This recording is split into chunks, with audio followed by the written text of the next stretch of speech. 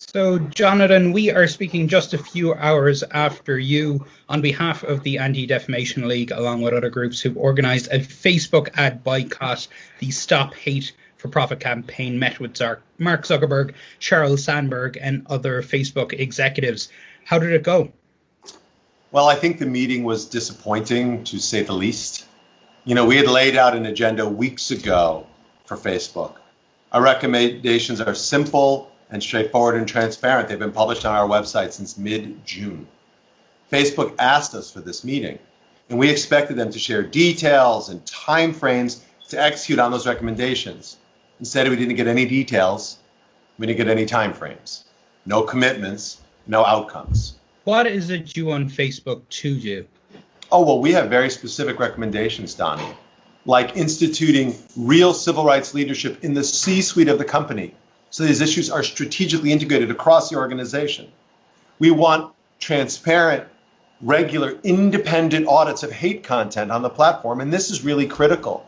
They will report on how much hate content they've taken off, but all it is a numerator with no denominator, with no independent verification. So we have little evidence of what progress they're really making. And I will say that they shared with us today, something we've heard before, that their AI eliminates 89% of the hate content on their platform.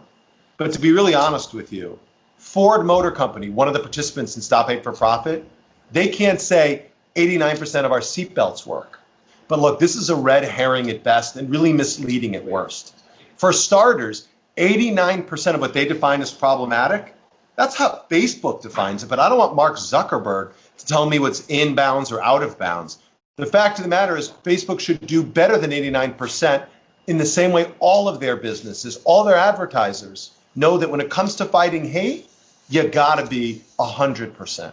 Do you accept that there is always going to be, as Facebook would argue, some amount of this type of these type of hateful posts on the platform, that they're never going to be able to catch everything? Or do you think a company like them should be able to catch everything? Or is there a happy medium here? We often hear from Facebook that they're unable to catch everything. And while I understand that at some level, we need commitments to demonstrate to us how seriously they take solving the problem. It would be being public and open and transparent about what they've actually gotten done and how far they have to go. It would be about bringing in a kind of leadership into the company that demonstrates that they truly get it and providing support for those who are harmed. But I think we finally reached a point where companies are saying, enough. If you won't demonstrate my values, I won't give you my ad dollars. That's an important development and one that will likely grow, I think, in the months and possibly years ahead until Facebook once and for all gets this problem under control.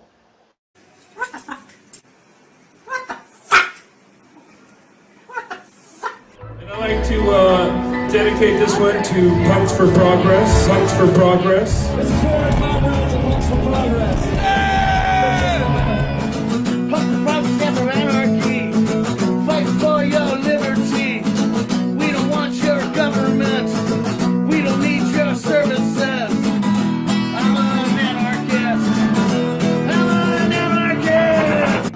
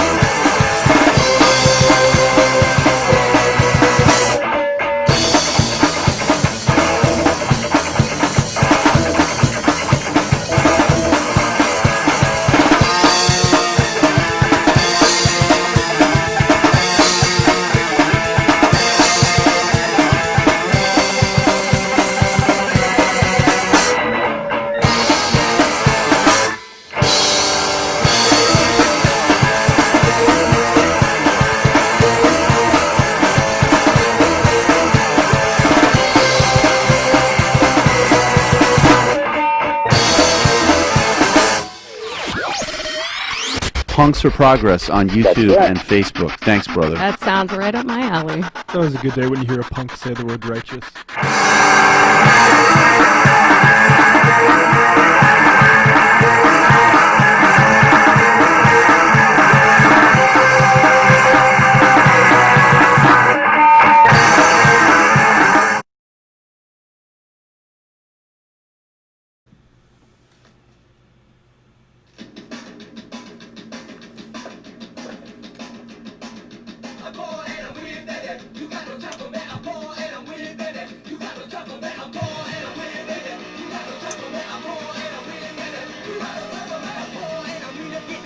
Hey fam, welcome to Punks for Progress. I'm Reverend Aaron. This is an episode of the What the Fuck Report, and we are going to look at news from the revolutionary struggle. But for starters, we're going to hang out with my comrade and yours, Radd Kahn from the Bay Area, one of the P4P admins. And we're going to be talking about the mythical, fantastic land known as cancel culture. It's You're canceled, Ben Burgess. So we are listening to the Briefs, hit after hit. This song's called Pouring Weird. Because I'm poor and I'm weird, baby. Got no time for me. It was obviously not a Swiss band that wrote the album hit after hit. We prefer the understatement. Haha, and there's Radd. Wave to the people, Radd. You're on screen. I'm Radd and I'm poor and I'm weird. Let's see if I can get a little more volume from you, Radd. A little more volume? Well, Oh, you gotta do it. I don't know. Can you turn up a little bit on your end? I don't know how to turn off my mic in the middle of a call. Oh, it's... Fuck. Here, let me try getting closer to my phone. That'll work. Yeah, you don't have to get... You can pull back a little bit. Right there. Yeah. Let me hear you. Sounds good? Yeah, that's pretty good. Alright. Let's let the end of this song play.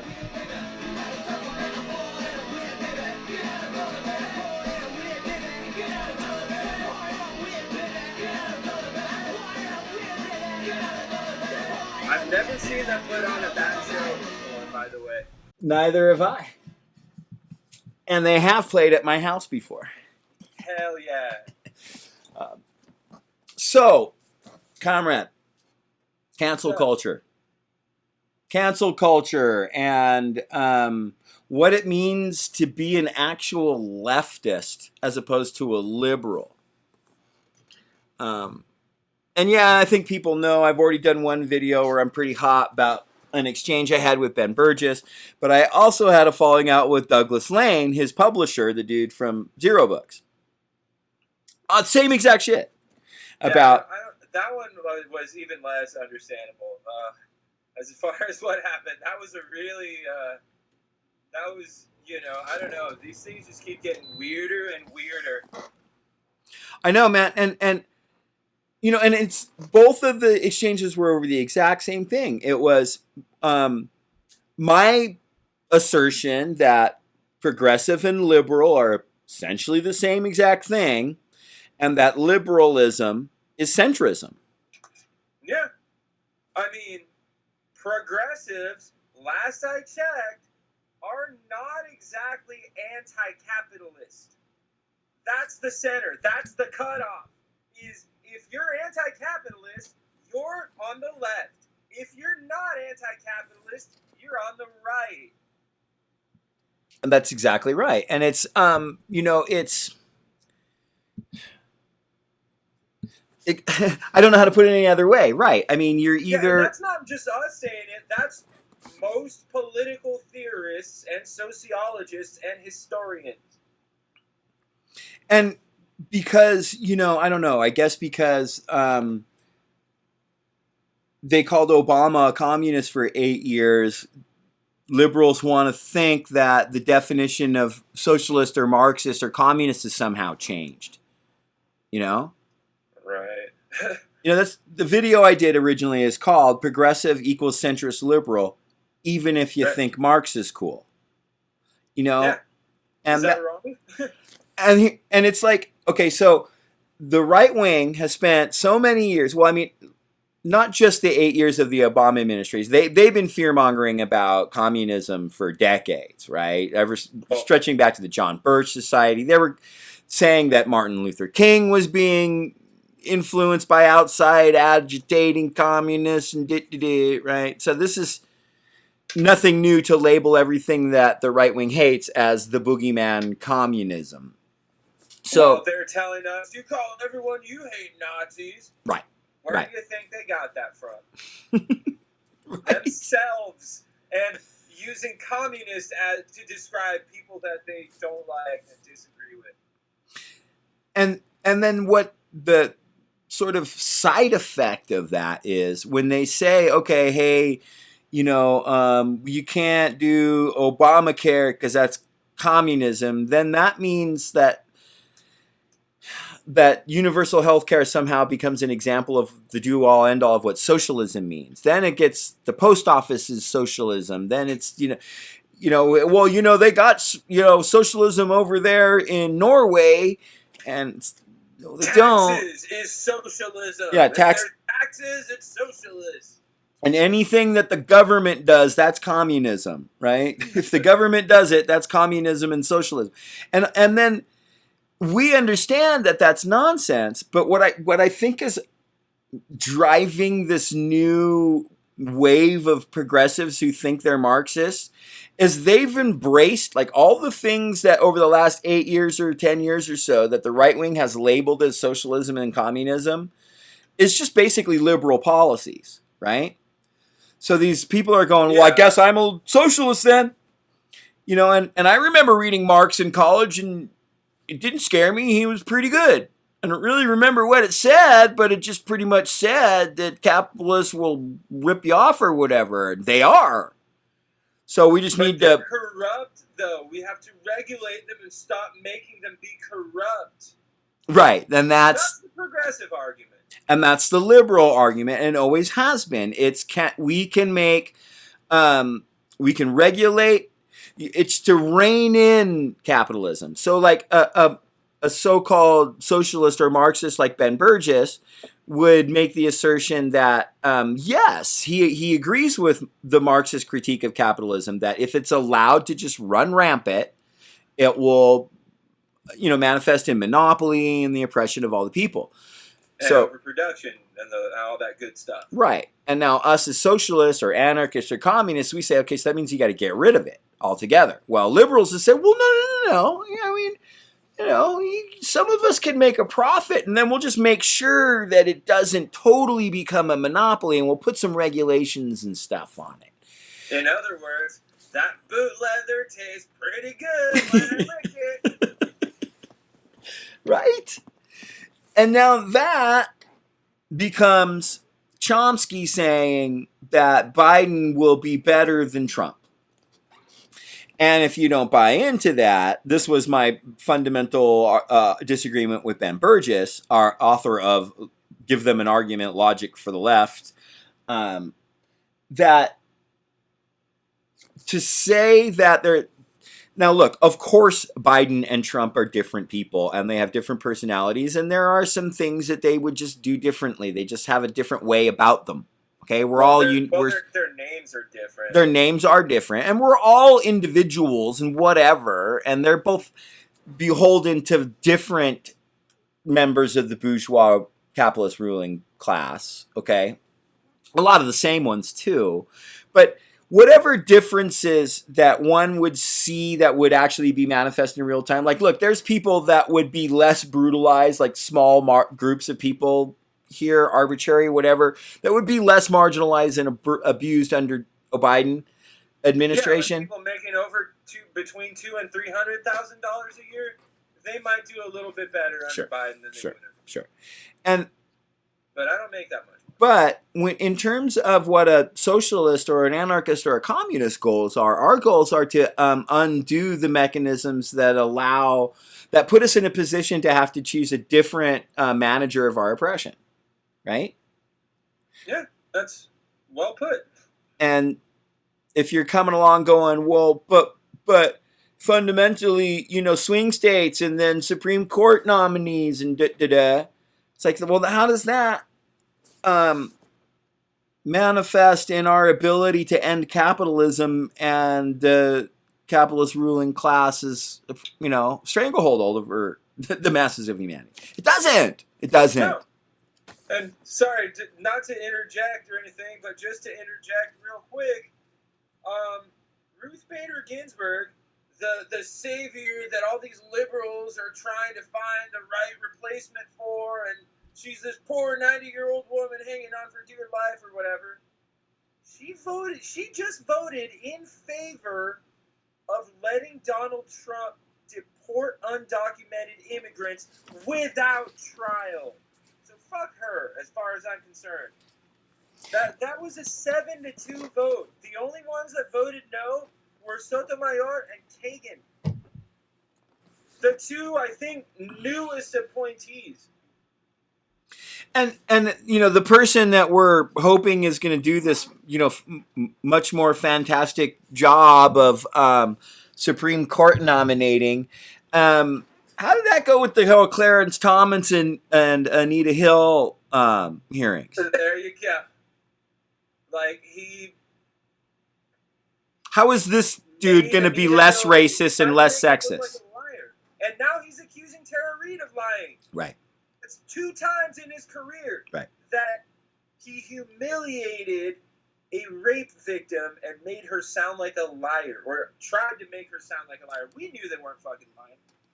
I don't know, man. I watched Tara Reid on Rising, and I watched Tara Reid with what's her face that used to be on Fox? What's her name? Megyn Kelly. And what's wrong with you if you don't understand that woman's telling the truth? Her stories are consistent. And they are. One thing. And another, no woman wants to keep doing that over and over. You can tell that she's not comfortable. And you think, oh man, anyway. Yeah. But, the point being, okay, again. Oh, but she said 3 good things about Russia once, so she must be lying. Right, or she supports, some chud dropped in one of the inboxes to one of our pages the other day. I don't know if you saw it or not, comrade, but it was about how Tara, it came out that she's an operative for Donald Trump. And literally, they're still saying that. That was one of the first talking points. Oh, that wasn't a chud. That was a fucking liberal, I'm sure. No. It was a chud. And it was a confused chud that was saying that. Originally, liberals were trying to say that right out the beginning. And and it was just clear that, you got to remember, she was a volunteer for Biden when he assaulted her. Yeah. And she has forever been, on the progressive liberal tip ever since. Right. Her career was pretty much ended because she didn't just acquiesce to the things that Biden wanted from her, And again, so and then we get into this thing of where we premise this by saying this was going to be a talk about cancel culture, but what's going on now is, well, for one thing, they're trying to cancel Tara Reid. Well, yeah. And I think, we'll get to it, and we should really define, the different there's different people and have different notions of what cancel culture is. Now, I personally think they're all imaginary nonsense, and that they're either distractions or a way to not say genocide or brutal oppression from capitalist ruling class. Or on the other side, it's a nice term that you can use for people who criticize your shit take on things. Yeah, it's people who don't feel comfortable being criticized. Right. It's, when we look at whether it's communist or anarchist discourse, yeah, certain types of criticism are seen as opportunist. Read What Is to Be Done by Lenin. But at the same time, criticism and self-criticism is a huge part of communism and anarchism. That's right. So you have to do it. It has to be done. And so, and that's one of the things about both communism and anarchism is you have to address contradictions like that. You have to look at those things because, there is a pretty big difference between, well, not that big, but there is a considerable, tangible difference between, oh my God, can you believe what that supposed leftist said, that piss poor liberal take on this subject? Let's look at it. Let's dig into it. Let's break it down, sentence by sentence, and see what went wrong and where. It's pretty different from saying, oh, that one person made one joke about poor people once. We hate him. Let's ruin his life. Right. Because that's not what we're doing here. It's not. Especially not to people who at least seem to have an understanding of what Marxism is, what communism and anarchism are, what the left is. We're going to take that approach with Nazis, chuds, just flat out bootlickers, and nefarious terrorists and violent fucking bootlicking thugs. Yeah, and right-wing fascists. Right, they are. The less we want to do with them. Right, and so, and here's the thing too. It's I you correct me if your understanding is wrong, comrade. But to me, when we use the term cancel culture, we're perpetuating what, in my understanding, is a fascist term. This concept of the cancel culture. I was first made aware of it over the last few years, going out and trying to, do what we can to try and deplatform fascists, which is not cancel culture, it's deplatforming. These are two different things. And going out and really, more significantly, counter-demonstrating against like Ben Shapiro or CULturE or Milo Yiannopoulos or whatever, right? Or straight up Nazis. Or straight up Nazis or the Klan or whatever. And they instantly, when we started doing all this stuff over the last few years, you and I both have been out in the street counter-demonstrating against them. The thing that we heard was, oh, this is just left-wing cancel culture. You disagree with us, so you want to cancel us. And it's like, first of all, I don't even know what that means. I can't how does it cancel you by me coming out and going, hey, I disagree with what you're saying, and here's why. Or you, Amber, said, no Marxist in the Bay, but the community responded by saying, no, fuck that. Marxists get to be in the Bay. Right. That's not exactly, I mean, and this is what I'm seeing, though. Like, they use a term like cancel culture. I mean, I know where it came from. It was because, there was like hashtag cancel whatever that trended on Twitter a while back. But this was like people actually demonstrating like real, actual racism is where the term cancel came from. I think it might have started on Black Twitter, actually. But it was, about actual racism, like normalized racism in the mainstream media. And let's be clear about what this is. It's call them out and expose their racism and their bigotry, and maybe contact their employer and be like, hey, you got this unhinged, violent, racist Nazi fuckbag working for you, and maybe the rest of that wasn't even the approach in every case. That's the approach when it's like incorrigible Nazis that are never going to change. But when it's like big names in the media that are supposedly liberal or progressive or at least not openly far right, the response was more for criticism and self-criticism. Yeah. We criticize them and expect an apology and some kind of statement on, I realize why it's wrong, here's how I'm not going to do it again. Right. And instead it's gaslighting and name calling and personal insults. And here's why you're going to have people like Ben Burgess and Doug Lane push back on and freak out and feel like they're being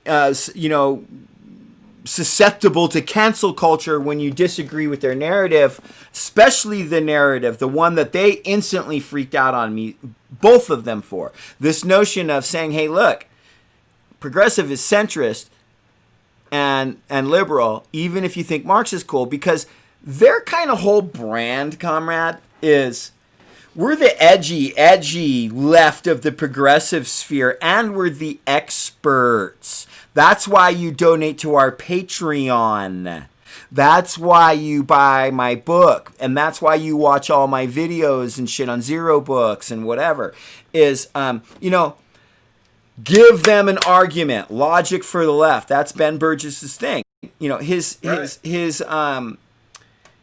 segment on the Michael Brooks show is debunked. So his thing is, no one can present a better leftist argument than I can.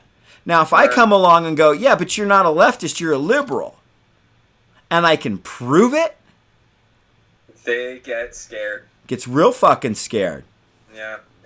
And also, I'm going to call a spade here for a second. They're academics. They're intellectuals. They think they're smarter than us because they have PhDs. Yeah. There are some things they know about more than we do. There's no doubt about that. But there is a certain level of arrogance there, and if their authority starts to get challenged, then they start to go, well, wait a second, my power might be threatened. Who does that remind you of? I'm not saying that they're the right wing, but I'm just saying that that's people in power. Well, and so that in perceived like self-acclaimed power, if you will, self-acclaimed authority. Like, I got my PhD, I studied this, therefore I know more about it than you do. When it ain't about that, we're the people. It's the people. And then when the people start to real quick. Go ahead. Start to realize stuff like this, that's supposed to be a good thing, not a bad thing. That's right. And this letter that's been making the rounds that Chomsky signed on to, and Salman Rushdie and J.K. Rowling and all these academics from Harvard, Princeton, Yale, Brookings Institute, and what's his name, David Frum, and it's the elite bourgeois, class adopting this term cancel culture because, some fucking turf piece of shit writes some fucking column for some bourgeois, press outlet, and a bunch of people are like, yo, that's some transphobic bullshit, and people don't want to read their shit anymore, maybe they get fired, and now you got these bourgeois motherfuckers going, oh my god, cancel culture's coming for us. And it's... Yeah. I come out the gate canceled, yo. CNN ain't putting me on for segments. Say shit and fuck. We're already demonetized. Yeah, New York Times ain't printing my shit. And it's, you could say I'm just an uneducated whatever, and I don't have the writing ability to write for New York Times. But hey, man, I've been published in a number of fucking outlets. About us. And I do my homework, and I've been published by a number of fucking credible outlets in my time. And I wrote for my local paper. I can write, man, and I can do research. Yeah. But there's no God. I'm already out the gate canceled. There's just no entree. And I don't compare that. I don't feel victimized because MSNBC or Fox News isn't giving me an hour show every day. Okay? And I don't feel like that's the same thing as, look, I've been hearing people I'll say it, like Max Blumenthal, who I normally really like, and Glenn Greenwald, who did fantastic work that, Lula is probably free because of Glenn Greenwald. I think a real strong argument can be made for that. So really much respect for Glenn Greenwald. But him and the guys from that kind of clique of journalists, are on this thing that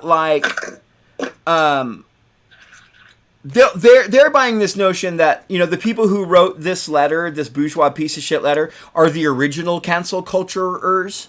What the Jews are doing to the Palestinian people, I heard Blumenthal compare that to cancel culture, and the reason I take issue with that personally is because traditionally, the term cancel culture is being, however dishonestly, associated. It's a right-wing diss or critique of the left. It's a term that they're trying to associate with the left.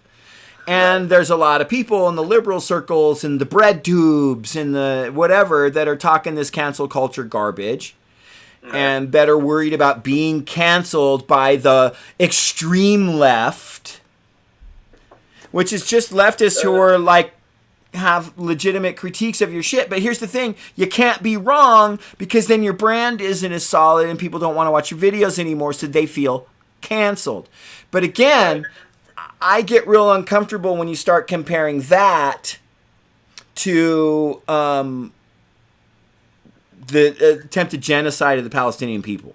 Yeah, that's really... that makes me real uncomfortable. The comparison they're going to make. Because they're, and you could say, well, I've heard good comrades and friends say, well, they're just broadening the term. And that's where I said, like, I don't want to broaden the term. To me, it's a fascist term from start to finish, and it's imaginary. And look. Well, what does that remind you of? When somebody starts throwing around cancel culture, you're right, it sounds fascist. So, it's down, and they're using it about the left. Yep. So that sounds like the left are the real fascists. There it is. And if Antifa are the real fascists, and you're against them, then you are anti-fascist, just like Antifa. And therefore, you're the real fascist.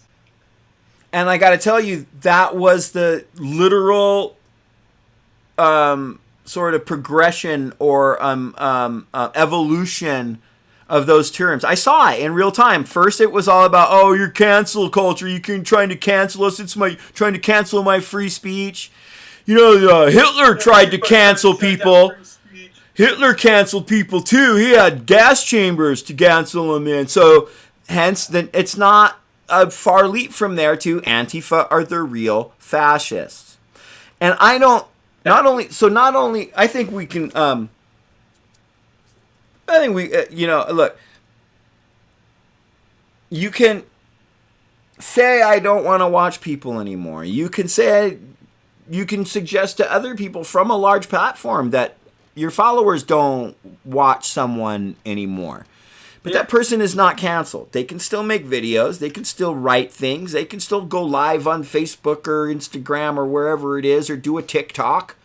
They may not get a whole lot of people watching them, but that's not canceled. Yeah, you're afraid of people not watching you anymore, Ben Burgess? What's the matter? I thought you said there's no ethical consumption under capitalism. Well, he had some things to say about cancel culture.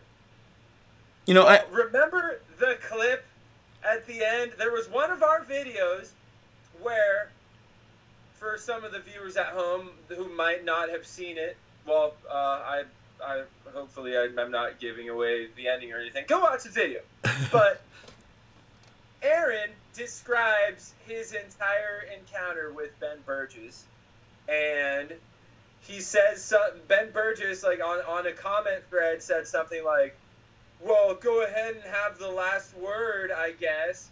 And I think he said something like, "Okay, you pompous liberal, whatever, blah, blah, blah, blah, idiot, go write a fucking book about it."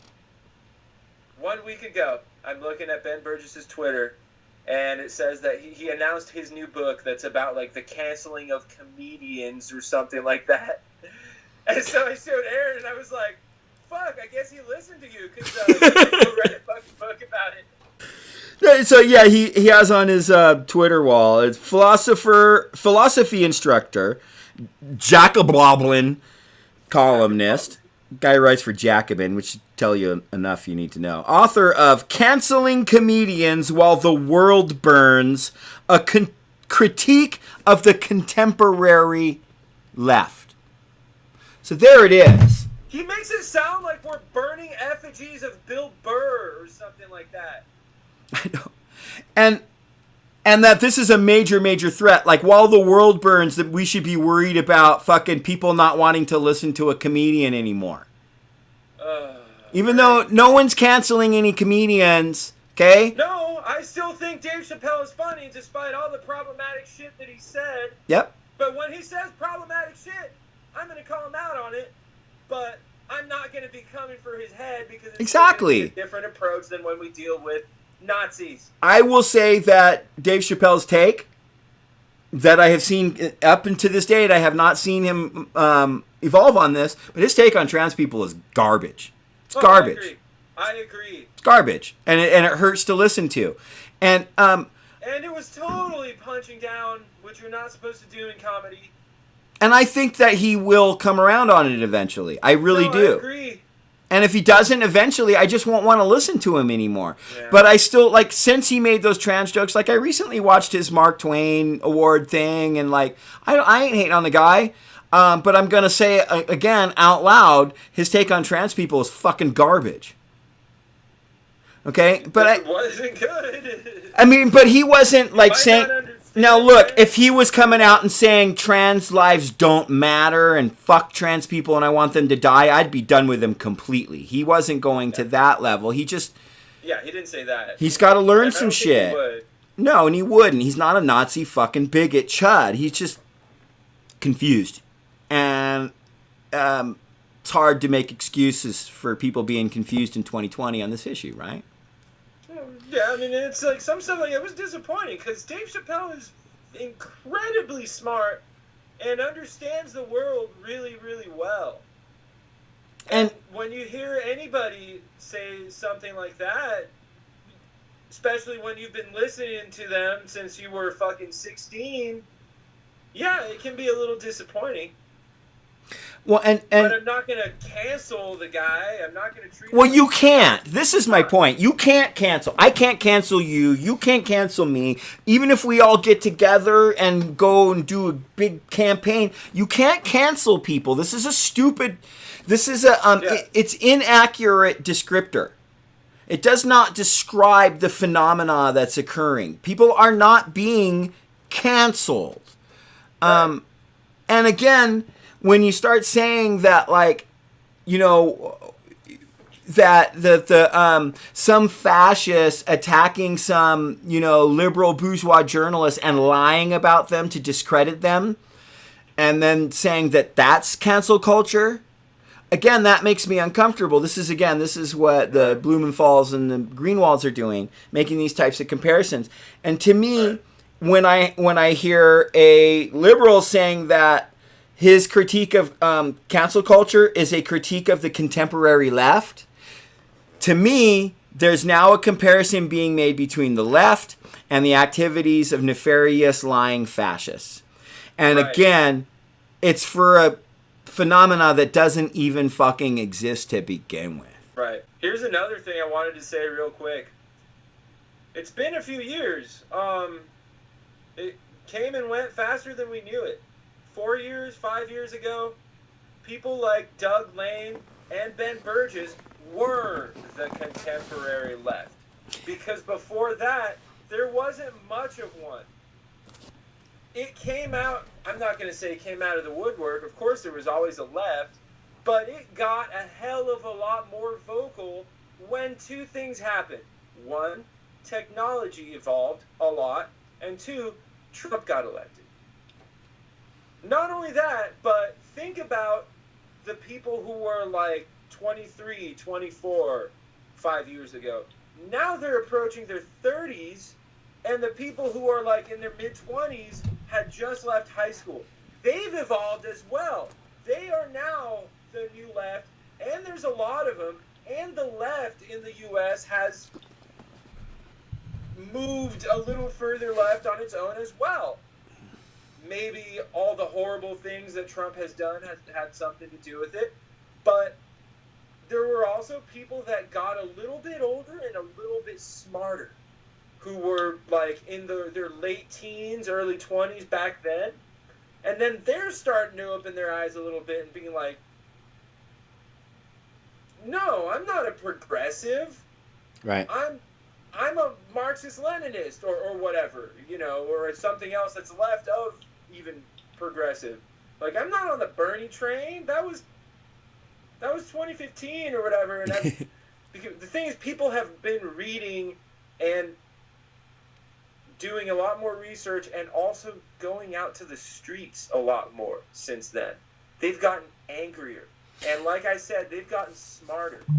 And they're learning how to criticize people who they thought were so awesome a few years ago, and then those same people that were those voices back then, they're starting to get scared because they can't keep up. And so they're going to start to, in some ways, demonstrate tendencies of reactionary tendencies, when it's like, come on, Ben and Doug, keep up a little. Yeah. Well, and so that's what we're talking about essentially is shifts in the Overton window, right? We are way to the right politically in this country and really in Western culture. And we're starting to eke out a little bit of real leftism, right? And especially with the young crowd. Especially with the young crowd. And these people who have been the leading bastions of edgy, quote unquote, leftism, these progressives, well, their position, it's just not as secure as it used to be. People want to hear real leftism. And excuses for Biden ain't it. Yeah. And these people who are out in the streets every day, day after day, you know, since the Floyd uprisings began, they ain't trying to hear this, are you sure Tara Reade is right? Now I'm a leftist and contemporary leftism, counterculture, blah, blah, blah. They ain't trying to hear that shit. And they're not trying to hear these tired ass fucking liberal, painted as Marxist fucking takes and narratives. And so now these people, especially after the George Floyd protests. And so their Patreon's under threat, yo. And that's not being canceled. Here's the thing, man. If you want to do what we're doing and you want to run your mouth about politics and you actually, now we're not trying to make a living out of it, but if you're the people who are trying to get out there and make a living at it, you got to be on point. Your narrative has to progress and you have to evolve with the times, man.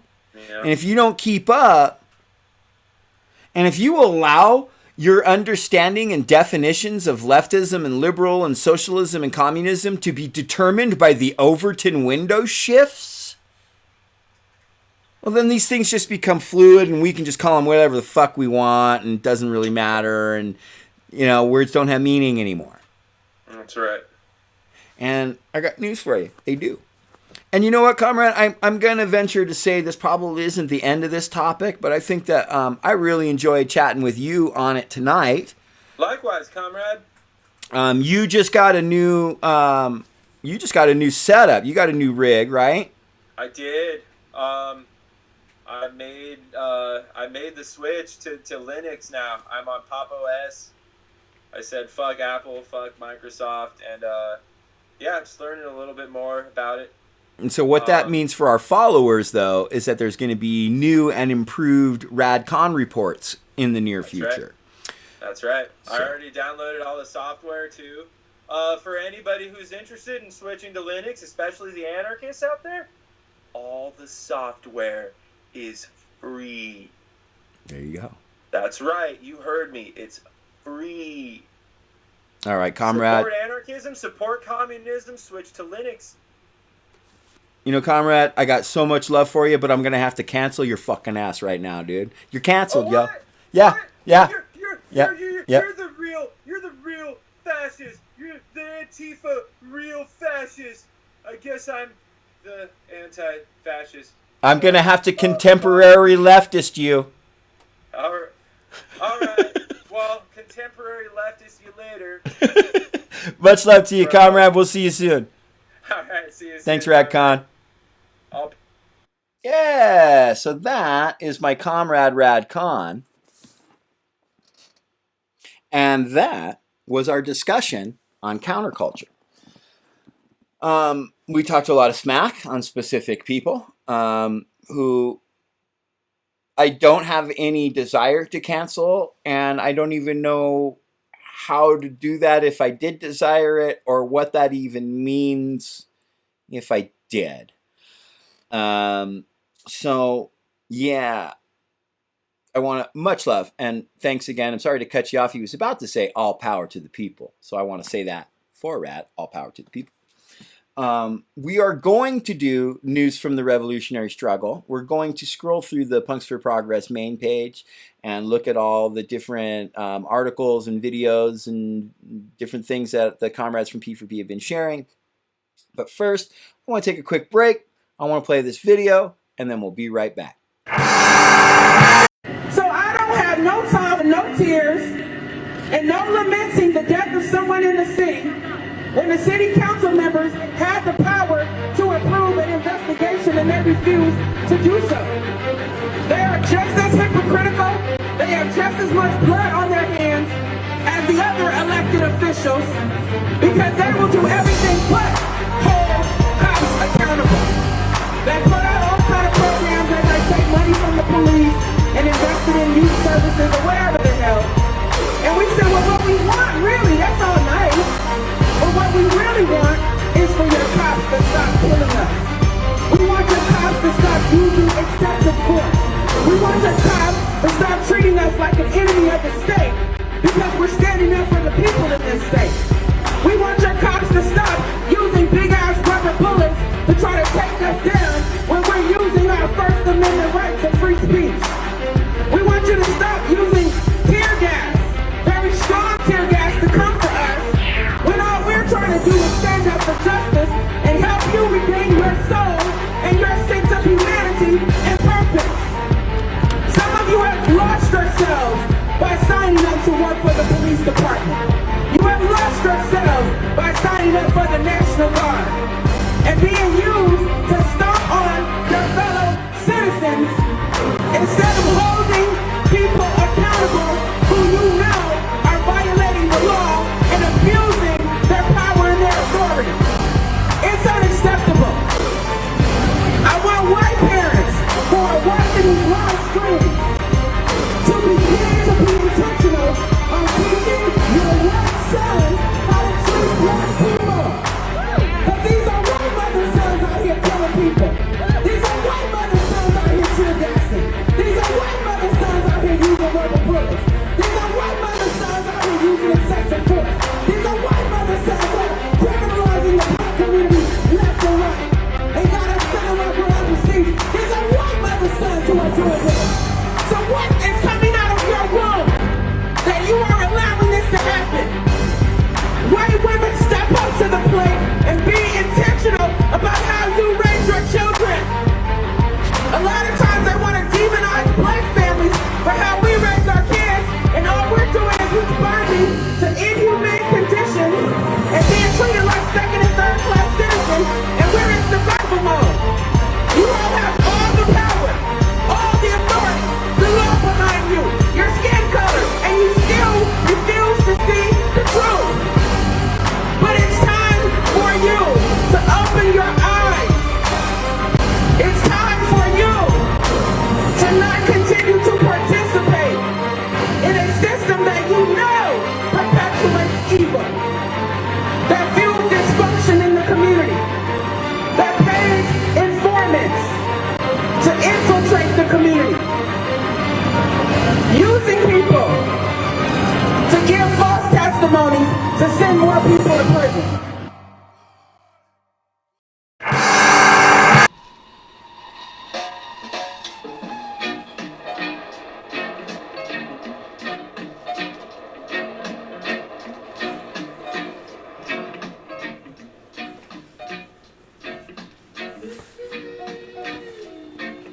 Welcome back, fam. I'm Reverend Aaron. This is Punks for Progress, and this is the What the Fuck Report. We are listening to the Ethiopians. Recorded in, I do believe, 68 or 69. The description on the back here makes it a little hard to tell when this album was released. But it's fantastic. Anyway, we are going to be taking a look, like I said earlier, at news from the revolutionary struggle via the Punks for Progress Facebook main page. Call it the main page because, well, we have a number of Punks for Progress pages. We have P4P New York, P4P Philly, P4P West Virginia, P4P Indiana, which is probably the busiest of all of our satellite representatives of the P4P fam. But follow all those pages to see what's going on in their areas regionally. But all the admins of those pages and a handful of others are also admins on the Punks for Progress main page. And we all share stuff there that we think is relevant to the revolutionary struggle. Whether it's anarchist, communist, or socialist of all stripes, whether it's Black Lives Matter, trans rights, LGBTQ rights, women's rights, that's the stuff we try to share. Whether it's actions, event pages for upcoming actions, videos from actions, forums talking about what happened at the actions, and so much more relevant to organizing for the revolutionary struggle. So, with no further whatever and whatever, I think we should probably just go ahead and get into it, right?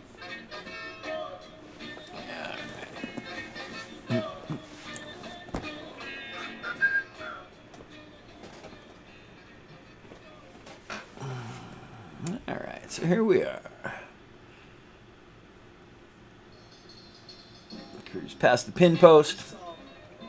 This is from Daryl Lamont Jenkins, long experience anti-fascist.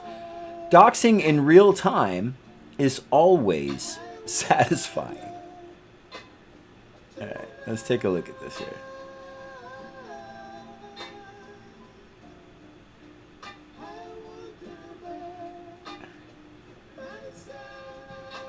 He's not going to tell us his name. It's okay, we'll find out. No, but that's okay. We'll figure it out. Oh, you bet your ass we will. You want to be famous? We sure will. Isn't it Rodney? Oh, Rodney? Rodney? Isn't that right? Look at that, you're already famous. You and me both, buddy. Look at that. That make you feel good? Somebody recognized you? Just wait. You're going to be real famous. Just wait. I can wink too, sweetheart. You want to be famous? You going to lambaste my ass? Go ahead. You want to stand out here and make threats, big boy, that make you feel good? Go ahead. Make some more threats. Let me turn the volume up a little bit. Let me make sure I catch them. I don't want you to miss any opportunity. Go ahead, baby. Threaten me again. You big tough boy. Oh, you're so big and bad.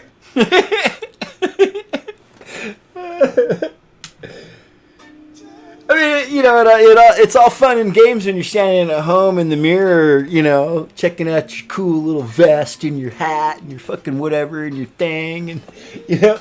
But then when you come out and get confronted by real people who ain't putting up with any of your fucking LARPing bullshit, it's not the same, is it? It's not the same as Facebook either, is it?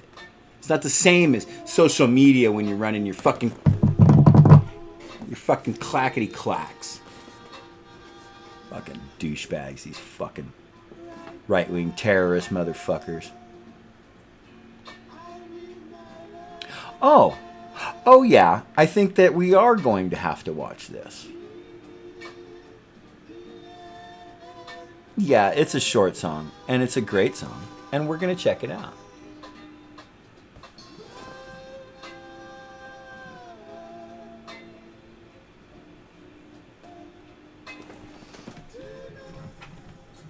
You got some ID? How old are you? 13. 13? I remember getting intimidated and busted at age 13 by the police. I remember my friend Tate Bryan shot in the back in Tampa, Florida for his first offense burglary. I remember the police firing into crowds and killing children because they were the wrong color. I remember the narcs in high school trying to set me up for a big fall. I remember the police bringing dogs into our school and sniffing away my rights. The police is the Klan, is the mafia, and they're all on police day, and they're out for me, and soon they're going to be out to get you. So you better keep going if you know it's good for you, and take your stand. I remember when I first went to school and said, W jumper, W fool, don't you need to the rubber and blue, don't get country and nothing for you to say, fuck all over, only have one, watch them die now, who your son, second the ball, Christmas gun, nobody can get away. In the USA, you gotta take a chance, plan on staying free. The city is the land of the living, they're trying to make a dead man out of me. I remember when I first hit the road, I worked on the letters on money owed. Came over for a knock on the door, crush their boy, now run some more. Sitting and getting ain't happened yet. Burn my fingers, rushing away. It's time to remember, it's time to forget. Nobody can get away. To the USA, gotta take a chance, plan on staying free. The cold is the land of the living, they're trying to make a dead man out of me. I remember I was starting to hear how a man supposed to be about a freezer bird. Close in prison, finally dead. Meantime, living with a price in my head. Wonder if there's a place to be. All right, country, a fellow like me. Names the paper, face unseen. Nothing I can never get away.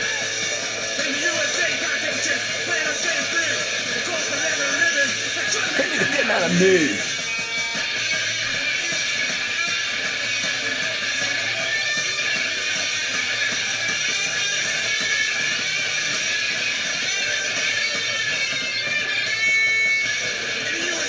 Gotta take chances, plan on staying free. Call this man a living, trying to make a dead man of me.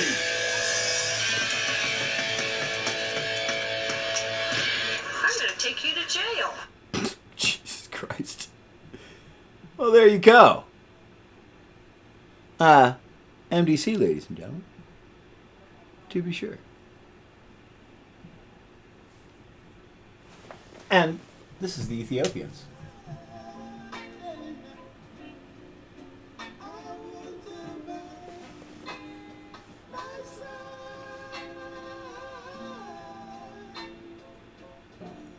Daniel V. Media, fantastic comrade, anti-fascist comrade from Portland. Photos from last night's conflict with federal officers 2 days ago, so this is a little older. Photo from last night's conflict with federal officers. These were taken after these officers seriously injured a protester by shooting him in the head with an impact round when his hands were up. Read the article below before information. Let's take a look at a few of these.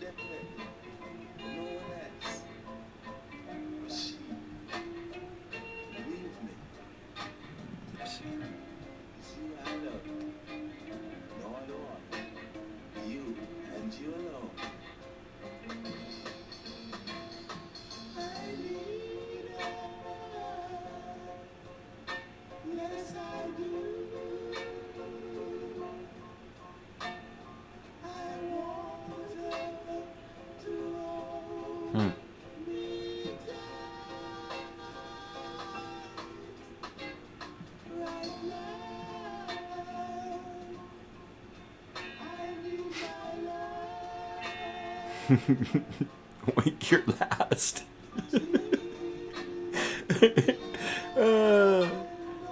Rest in power, Big Floyd.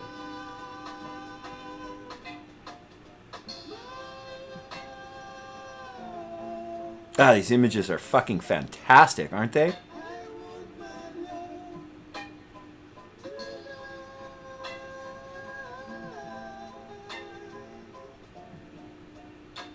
Wow.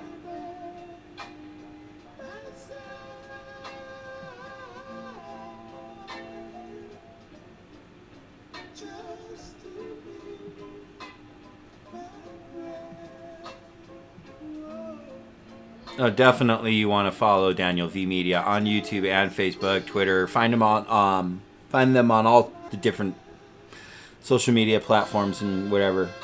You don't have to just look at the boomer books like I do.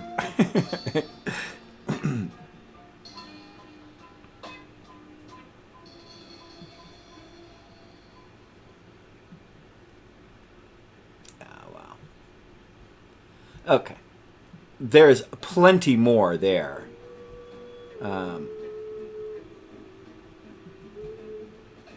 It looks like we got through a lot of them. Yeah, but those are just incredible images in the struggle in Portland.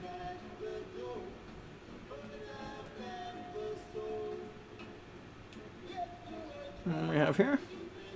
Unicorn Riot. Let's see. I think we can make this a little bit bigger.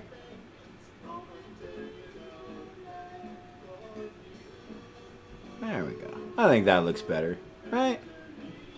Yeah, okay. Justice Howell was 17 years old when he was shot and killed after a foot chase in Zion, Illinois. Howell's killer, Officer Eric Hill, claims he saw Justice holding a gun and that the teen pointed the gun in his direction, though it was proven that Hill took the recovered gun out of Howell's pocket. Justice was shot twice in the back and died at the scene in 2015. No officers were charged, and his family has yet to receive justice. Since his death, LaToya and Alice Howell have been steadfast in the social justice movement and giving back to their community. This past March, LaToya and Alice Howell discussed how the Chicago police killed LaToya's son, the steps the police took to cover up the killing, and some of the things they had to go through since. The Howells spoke inside the Indigenous Roots Cultural Arts Center in St. Paul, Minnesota during the Cordell Q Handy Vigil, Cordell Q Handy Vigil and Memorial in March 2020. There is a new petition campaign calling for the reopening of Justice Howell's case. The following excerpt is from the campaign. For 5 long years, I've continued to fight for justice for my son because the Lake County State's Attorney's Office and State's Attorney Michael Neiman continue... we'll read it. Sorry, I just wanted to make sure it wasn't too long.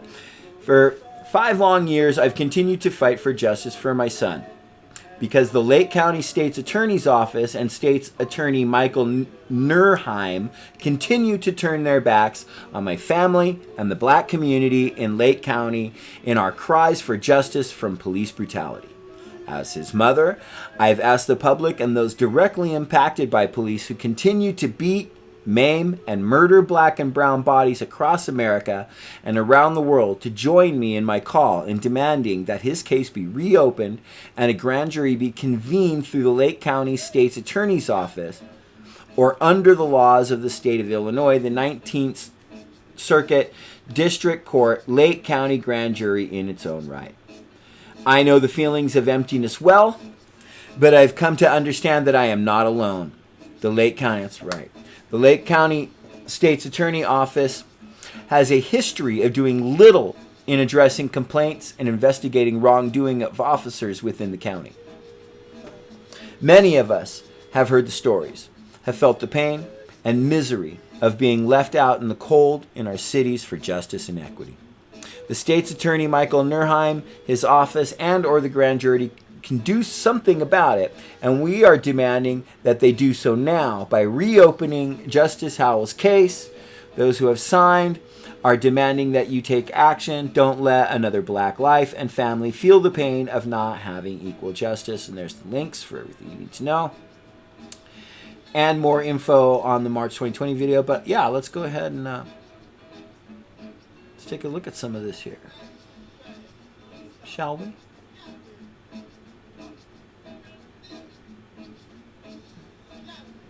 When I was 17 years old, for those of you that don't know the story, the officers that killed my son were supposed to be responding to shots fired. There is a video, and on this video you see my son running for his life and gets shot twice in the back.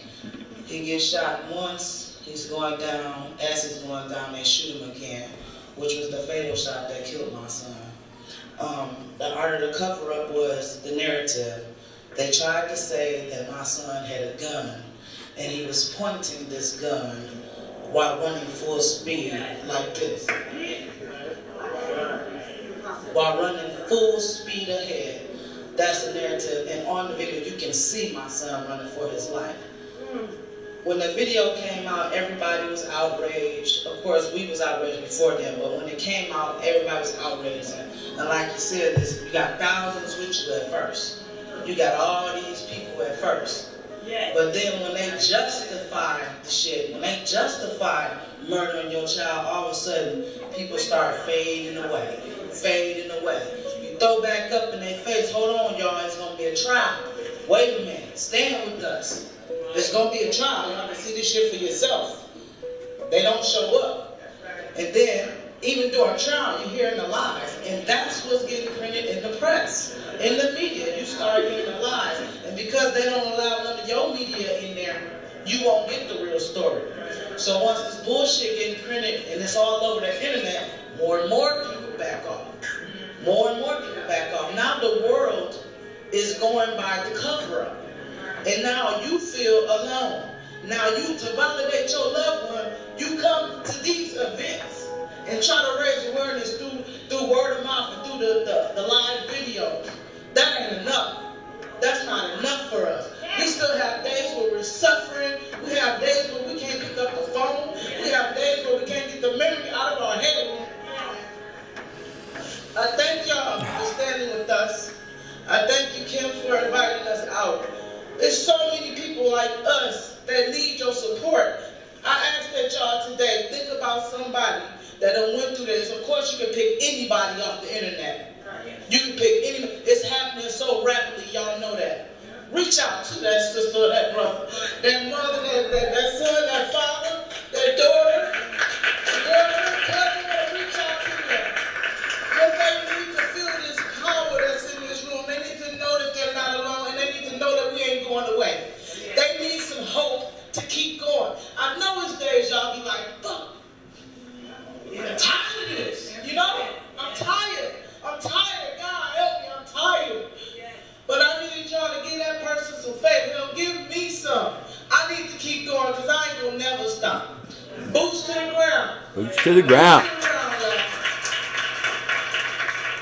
Thank you. And also thank you again, Kim, for holding this event for Cordell. We're here to support Kim.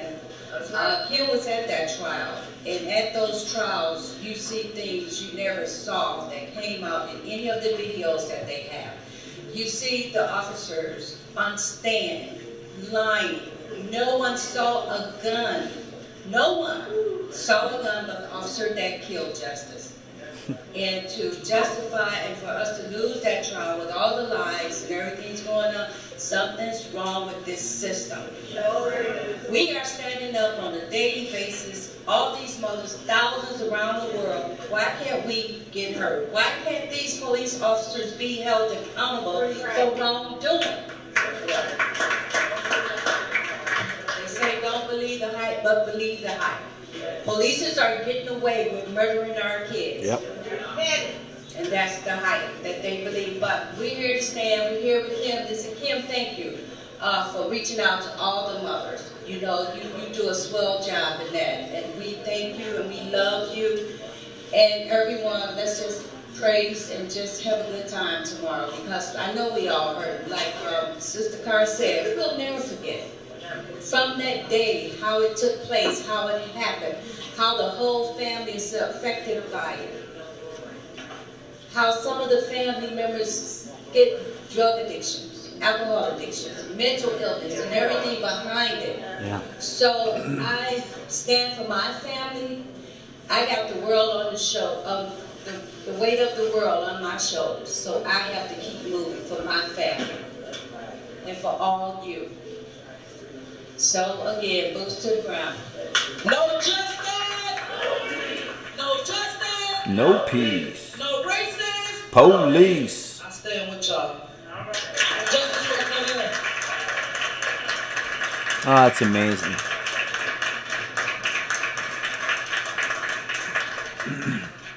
Unicorn Riot just is such an amazing asset. You know, they're excuse me, fam. Their coverage of Minneapolis, the burning of the police station. I mean, they were there. Dude, their coverage of Standing Rock is, I would say, unsurpassed. And just follow Unicorn Riot on all streaming and social media platforms if you want to see. They send people all over the nation, and they're just on point as all fucking fuck. Kind of like this Ethiopian's record over here.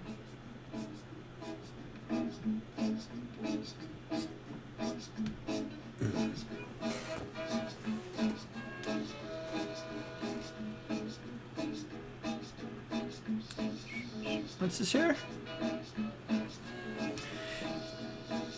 Unions filing labor charges against Stop and Shop over pandemic pay.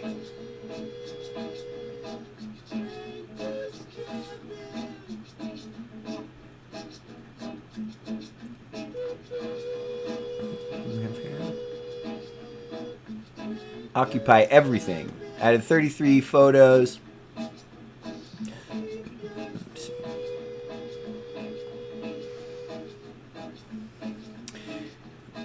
Occupy Everything added 33 new photos to the album OC Board of Edu Action to oppose opening schools during pandemic.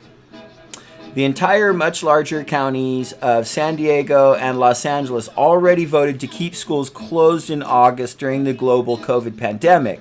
But Orange County is over here acting like Florida. The useless Board of Education in Orange County voted 4-1 to reopen schools last night. These fascist, why fucking people in Orange County, man. Voted 4-1 to reopen schools last night with no social distancing and no masks or reduced class sizes. Orange County is a disgusting hotbed of very, very wealthy, ignorant as fuck, brainwashed white people, man. Huntington Beach is crawling with violent fucking right-wing terrorist thugs. Fucking wealth, privilege, and not a whole lot to do but fucking, you know, force kids to die. Because so that they can prove what they saw on Fox News and Breitbart and One American News Network and what Q fucking told them. You can open these fucking schools in Orange County with no social distancing and no masks or reduced class sizes. This is a sadistic fucking death cult, man.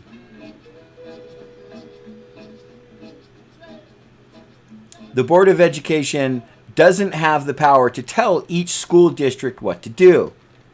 It's up to each school district to decide how and when to open up their district. However, this symbolic vote is damaging because it forces us to fight in every damn district that decides to open up.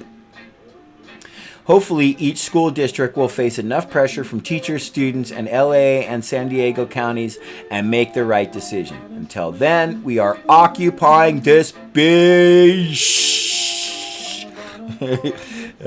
This first photo is the best because the official chant of the night was, "Would you like a mask?" to the few Karens that were there. There is footage on the page. I know I saw SoCal Shannon shared it earlier of the bunch of Karens coming out and screaming at these people who are like, "Hey, let's not force our kids to die."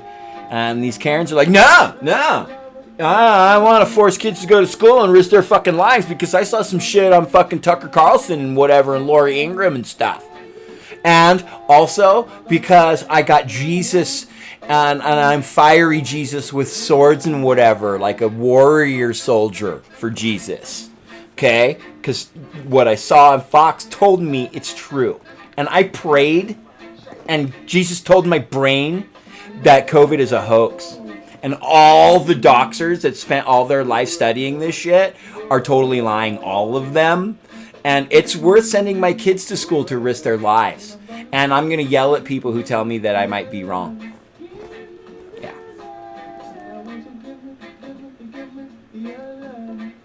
Cool video at Karen.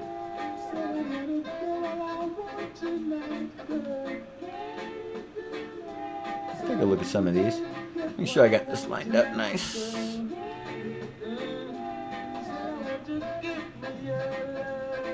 I think that should work.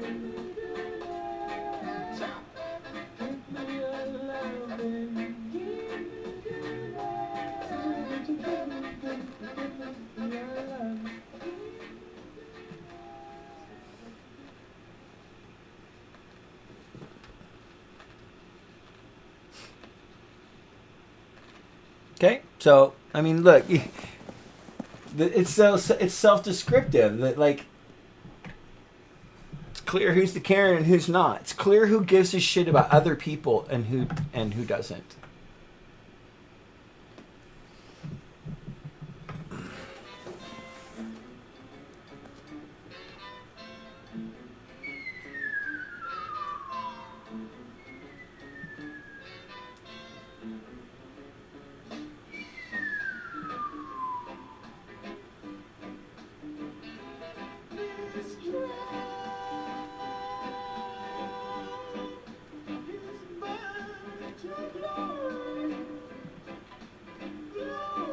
There was also, Shan shared some really good video in our family chat of all these people dancing in solidarity and their love and caring for keeping children alive.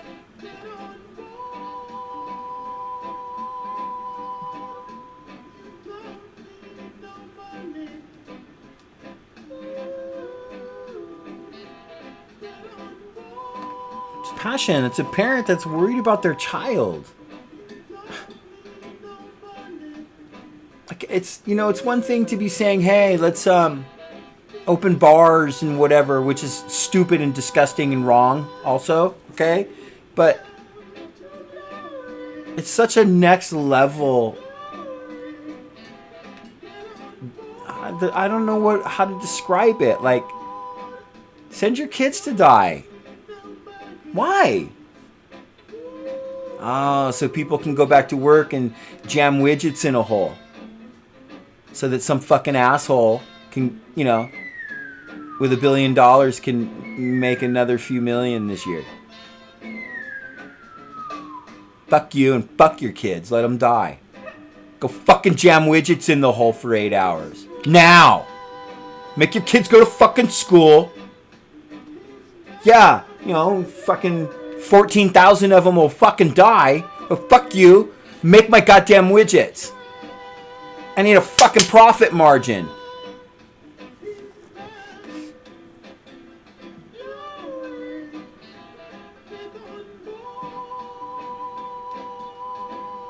It's a death cult, man.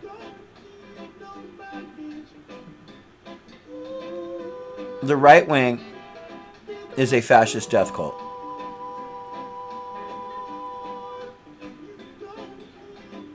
These people shouldn't even have to be out here. I have so much appreciation. They're wearing masks. You can tell by the broader, wider, the wide shots that they are doing their best to try and practice social distancing. This picture is not a prime example of social distancing. But look, these are people who don't want to get out and have to do this and risk people's lives. That's the whole point. But it's like, if they just sit at home, then what are they gonna? Their kids gonna get flunked out in truant, and you know, the parents gonna be fucking rounded up for like not taking their kids to school in Orange County. I mean, what's the ramifications of this? The city saying, you know, you make your kids come down here and risk their goddamn lives, and it's like, so now these people gotta come out and risk their lives to say, no, man, I'm not risking my child's life for you. And your weird fucking fascist death obsession.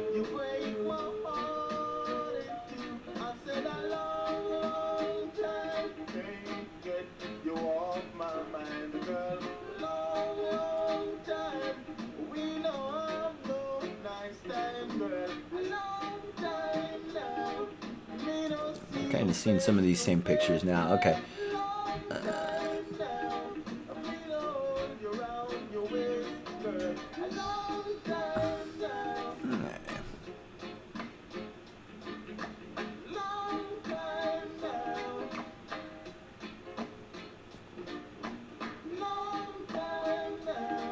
The struggle is absolute. Oh no, it's real, but oh no. Rebel Diaz. Another episode of Bigote Smalls. This one's a little outdated. This is a little older, June 27th. But oh yeah, we're watching this. This is our homie Bigote Smalls just dropped the hashtag top 10 songs to riot to. An interesting list to say the least.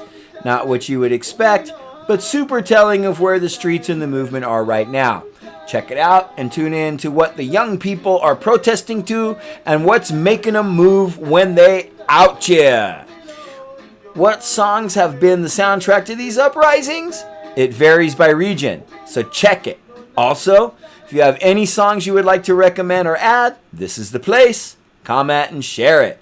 Hashtag turn up. Hashtag fuck the police.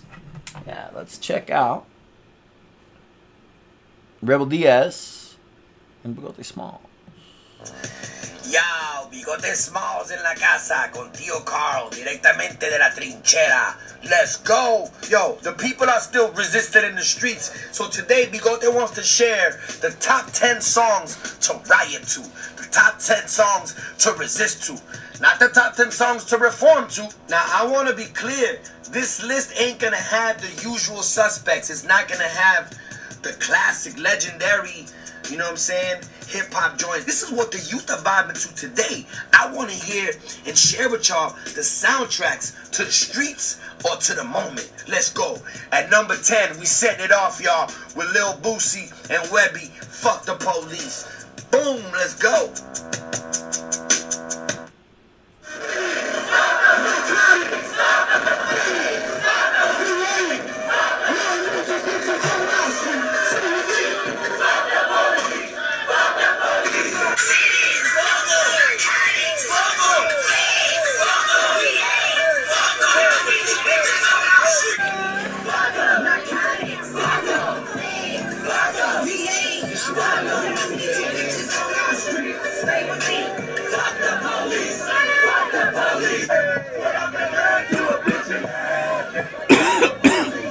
Without that man, you a bitch and a half. Fuck the police. That's my joint right there, boy. Me trae flashback. Shout out to all my peoples in Ferguson. Mike Brown forever. And number 9, y'all, we got Finito by Chief Keef. The joint being bumped outside of the precinct when it was burning in Minnesota. Before they took it over, why they took it over, it was Finito, Chief Keef. Bang, bang, bang. Tryna take my chain, that ain't going. We gon' come and blow New Jersey up. Bang, bang, bang. You want some? Hurry up, hurry up. Tryna rob, bitch, me 30 it up. Hurry up.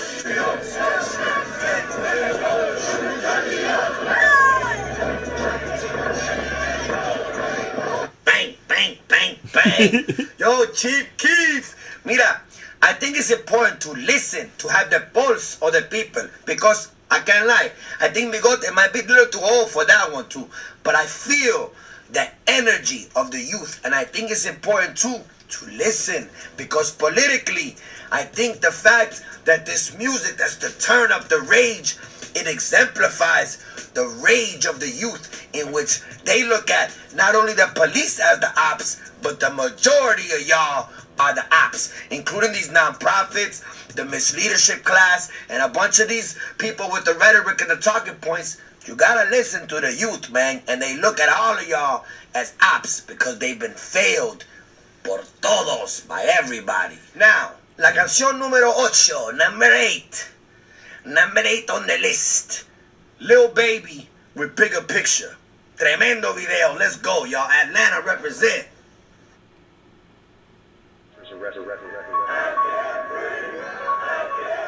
Trade my 4x4 for a GC3, ain't no more free little speed. I gave him chance again. I even told him please. I find it crazy the police to shoot you and know that you dead, but still tell you to freeze. Fucked up, I seen what I seen. I guess that mean hold him down if he say he can't breathe. It's too many mothers just grieving. They killing us for no reason. Been going on for too long to get even. Throw us in cages like dogs and hyenas. I went to court and they sent me to prison. My mama was pissed when they said I can't leave. First I was drunk, then I sobered up quick when I heard all that time that they gave it to Talib.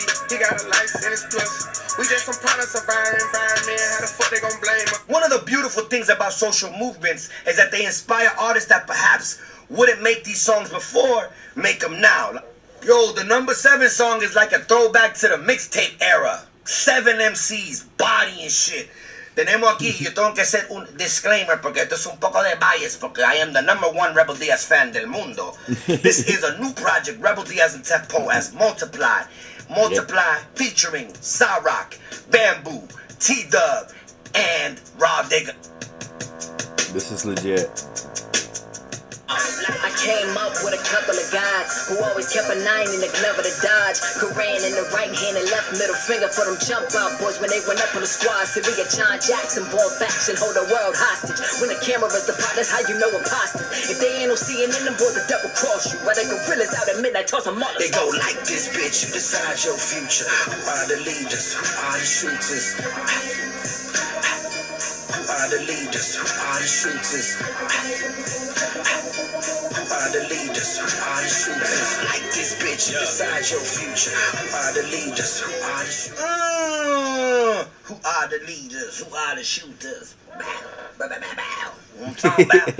Yo, number 6, B. Número 6, ¿qué te pasa? I'm not a bochinchero, pero I'ma tell you what happened. So mira, Pepito told Junita and Junita told me, and they hit me up on the Twitter and the tweets, so you know it's true.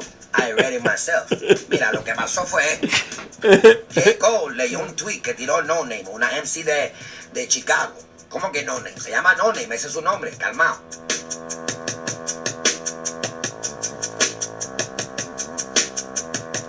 Entonces, él responde y dice, oh, I am the town police. I don't like your town. I'm the town police. I don't like your town.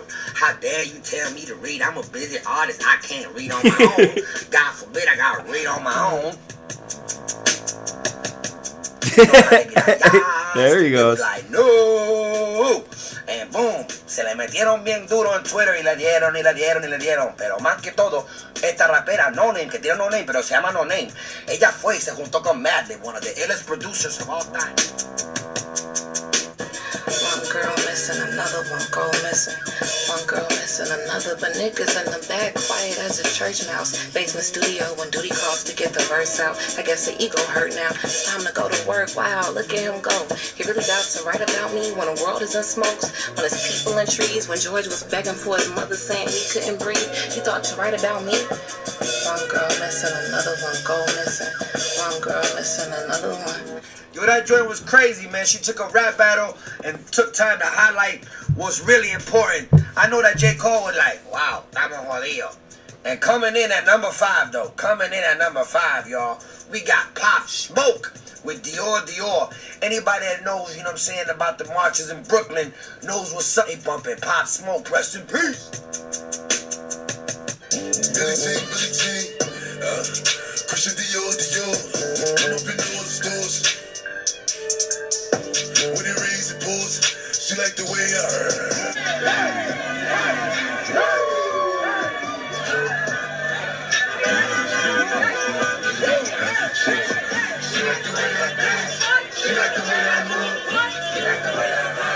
It's that ass.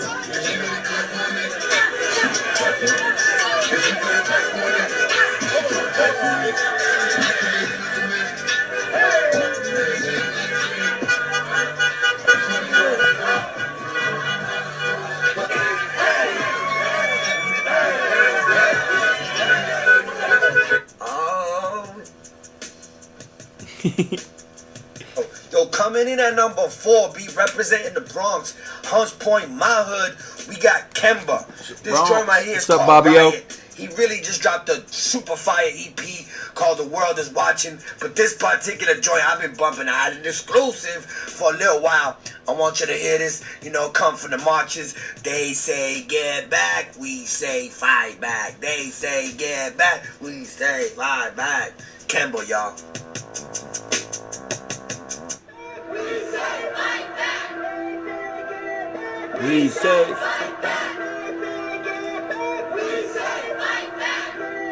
Fight back. This that rider shit, don't come outside the shit, don't run, don't hide the shit. I'm tired of it, go lying shit, mofos go sliding shit. That leadership ain't no more piece of shit. Them niggas don't speak that shit, that beat the shit. Niggas don't want beef the shit, my niggas gon' eat that shit. Finally, I think we got to a point in our lives where we don't just wanna survive. We fighting people that really don't want us alive, and they got a gun on their side. I'm getting tired of seeing a mama like mine, I'm seeing them crying, her little one died. Now I'm realizing somebody lying, and niggas got something to hide. You thought you had me cornered, but I bounced right back. Coming in at motherfucking numero 3, you know what I'm saying? We got straight from LA, YG with Fuck the Police. Let's get it. Fuck the police, fuck the police, fuck the police, fuck the police, fuck the police, fuck the police, fuck the police, fuck the police, fuck the police, fuck the police, fuck the police. Fuck the police, fuck the police, fuck the police, fuck the police, fuck the police, fuck the police, that's how I feel. Buy a Glock, burn down the block, that's how I feel. Murder after all these years. Buy a strap, bust back after all these years. Hey, fuck the police, boy, nothing like some West Coast slaps. Now, coming in, y'all, at number 2, numero 2. This is my son's favorite song out right now. It's really one of my favorite joints. It's that You About to Lose. Oh, yeah. Yo, John. Yeah. You About to Lose. Yeah. Yo, John. Yeah, this is badass. Are you detaining me? You about to lose your job. You about to lose your job. Get this thing. You about to lose your job because you are detaining me for nothing. You about to lose your job. You about to lose your job. Get this thing. You about to lose your job. Oh my God. You about to lose your job. Get this thing. You about to lose your job. You about to lose.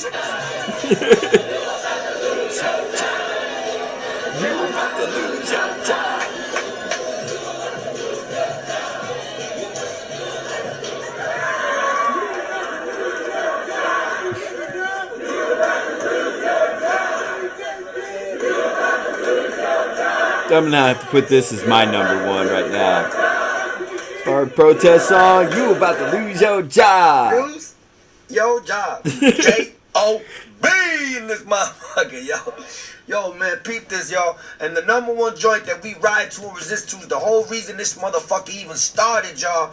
George Floyd, R.I.P. George Floyd. Right. This is what they get down with in Houston, you know what I'm saying? An original member of the Screwed Up Clique, you know what I'm saying? R.I.P. DJ Screw. Big Floyd, represent, boy. Big Floyd, R.I.P. Let's go. You changed the world, my man. Mama. Yeah, it's going down, know what I'm saying? Boys on the stone, Screwzooter putting it down. Know what I'm saying? Big Floyd representing on mine. So red beard, going down like this. Know what I'm saying? Say, watch me lay low, never coming high. I'm a real G, stay high till I die. D-I-E, except for low I-D. Watch me raise up in my drop top C. Bouncing down the boulevard, watch me just roll. Young nigga like to just let the dollars fold. Let them all fold. Yeah, I'm talking green, talking about in the hood. Yeah. There you go. We can turn back on the Ethiopians, I think.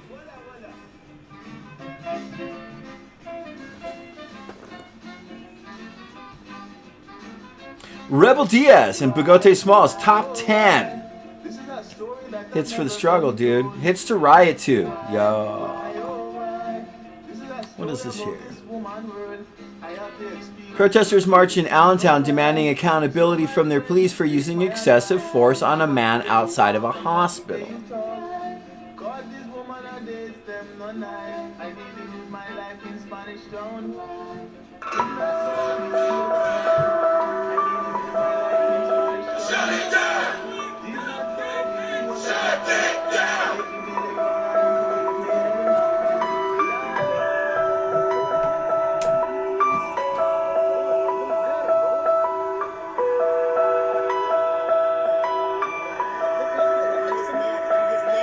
Bro, get off his There it neck, is. bro. And I'm sorry, I don't. That he was throwing up. So if a man is in front of a hospital throwing up, your first response is to put your knee on his neck. Jesus Christ.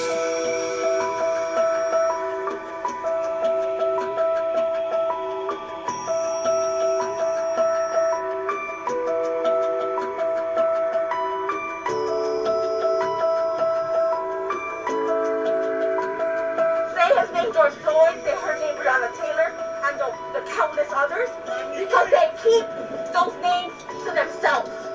They don't want us to fight for them, but we're out here, we're fighting for them. Oh, they're investigating. Oh, they prohibits what they did. Oh. But if a pig does it, it's not the violation of what's prohibited. I don't know. I don't know how the brains of these militant fucking scumbags actually function.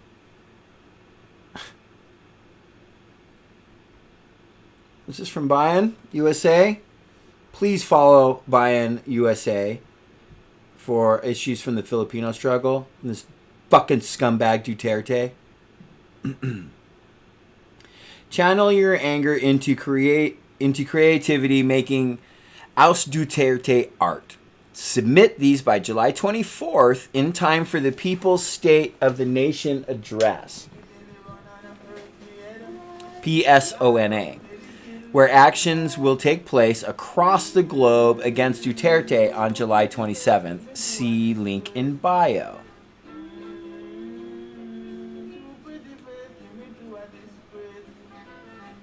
It's tinyurl.com/oust Duterte art. Due July 24th. So there's still a little time to submit some things if you feel so inclined. Post arrest after the protest at the Attorney General's house downtown Louisville. I think this is a full live stream. Yeah. And you can watch that. It's from the demo in Louisville. But no, we're not going to stop and watch a 2-hour live stream.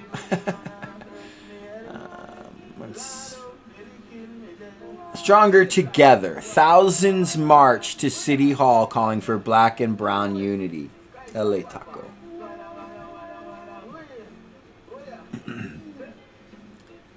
Not even near triple-digit heat stopped hundreds of demonstrators from marching to City Hall on Sunday afternoon. The march was organized by 93.5 KDAY and called for the unity of black and brown Angelenos in Los Angeles. The group assembled in Boyle Heights, overlooking the LA River, and broke off into two groups halfway through the march, divided between black and brown marchers. They then met again at City Hall. Demonstrators made a line facing each other and raised their hands in solidarity after acknowledging each other. Hugs and tears were exchanged. You know, the video of this is fucking incredible. And if it's in this piece, it's well worth finding.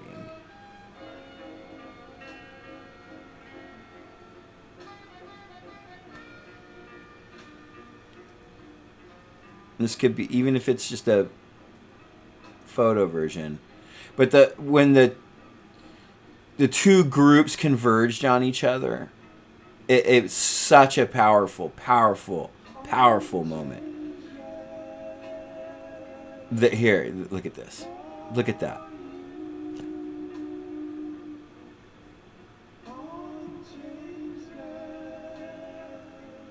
Yeah. Black and brown. God, that's so amazing. And when they marched to each other, oh, God, that was so fucking cool. I wish that video was, it might be, if the video's in here, we'll stop. Oh, look at that image.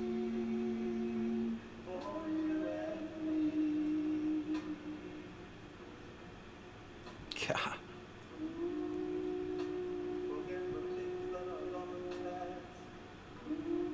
Hey, you ruined class, fucking patriarchal, white supremacist, fucking systemic scum motherfuckers. Tremble. Tremble a bit. I feel you. I feel your boots trembling. You got a bunch of fucking brainwashed fuckers licking on them? For now. But it ain't lasting. Nah. This is what's lasting. Right here. Oh, that's fucking... Look at that.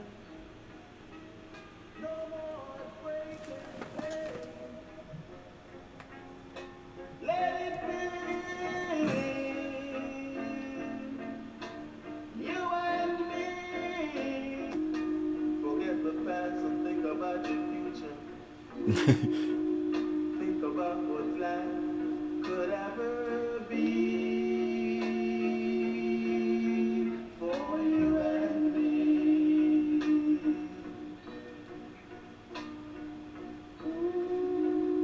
No kids in cages.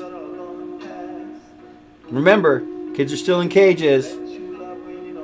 These cages that are hotbeds for spreading this fucking disease.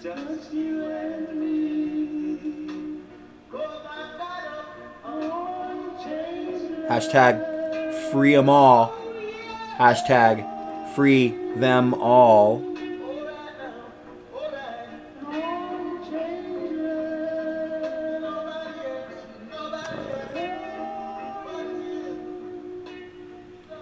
Look at that. It's food and bread and drink. I mean, just come on. Yeah, fuck Goya. Trump supporting fucking company.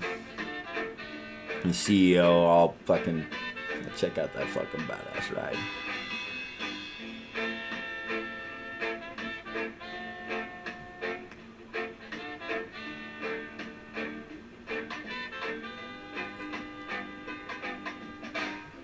Well, tremble. You might want to take this opportunity to tremble there, capitalist ruling class bosses. Because that's not a moment that those images are indicative of. That's indicative of what we call a fucking sea change.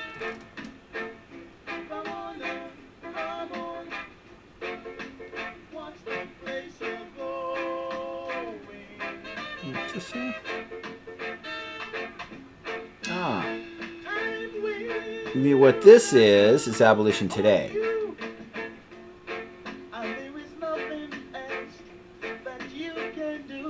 Yeah, I want to watch this.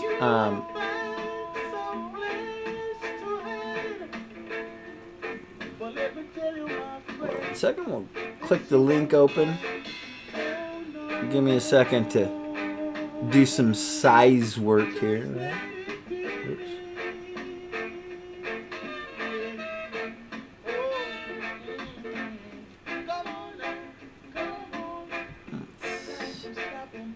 A little bigger. Get around like that. How we looking? Oh no, we can do even better. I promise. Here we go. I think that's what we're talking about right here. Oh yeah.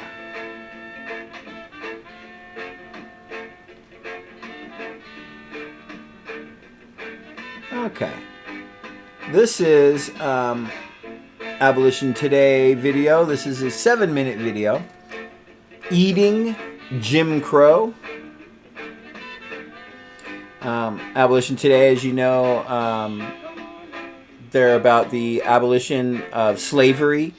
The slavery that is facilitated by the 13th Amendment exception clause, and they have a weekly podcast that you can find on Blog Talk Radio, Abolition Today, Blog Talk Radio /Abolition Today, or just type in abolitiontoday.org and that'll take you right to there. But we also have the playlist of their weekly podcasts on our channel too. We have a whole playlist on our the homepage of our YouTube channel. You'll find an Abolition Today playlist. But what we don't put in our playlist are these, 5 to 10 minute videos that Max puts together as sort of teasers for that week's podcast. And it kind of hits at the root sort of specific topic that they're going to discuss in that week's show. And they're just really, really fantastic videos. And this one is called Eating Jim Crow. Abolition Today. My name is Glenn Davis Jr. and I'm from Avondale, Louisiana, which is on the outskirts of New Orleans. I grew up playing Pee Wee League football in this playground, basketball in this gym, baseball in this park. This is my grandma's house. When the detectives came out looking for me for the crime of first-degree murder, they came here. And that was August 18, 1992. He was 18 years old. They said they wanted to question him. They brought him in one door and took him out the back door. And he didn't come back. The very next day, my firstborn child, she was born. And he needed, I think, like $100,000 or something like that. We put up every house in the family to get him out, plus some cash. 11 months later, we went to trial, and I was convicted by a non-unanimous jury. I wound up doing 14 years in Angola for the crime of second-degree murder that I didn't commit. All it took was 10. All it took was 10. In 1898, there was a constitutional convention. There were 138 white delegates. And when you look at the transcript from this convention, they make their intentions very clear.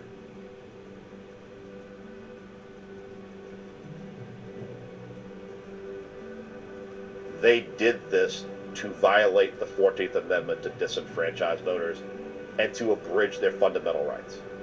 It's important to remember the context of Louisiana being a huge state for slavery. And when the 13th Amendment took away this enterprise, there was intentional design to figure out how could we still have this workforce who continue to work in the fields. Louisiana has been the prison capital of the world for quite some time. A main contributor to our capital status is non-unanimous juries. I'm a young black man doing all that I can to stand. Oh, but when I look around and I see what's being done to my kind, every day I'm being hung to this prey. My people don't want no trouble. We've had enough struggle. I just wanna live. God protect me. I just wanna live. I just wanna live. My life, my life, my life, my life in the sunshine. You know, not saying, you know, I've always been the type of person to, you know, if you do some things that's wrong, you pay your debts to society. And that's the bottom line, you know. But as far as, you know, the consequences, you know, it's like, it's being drilled, you know, the consequences is, you know, you wrong, you get treated like an animal.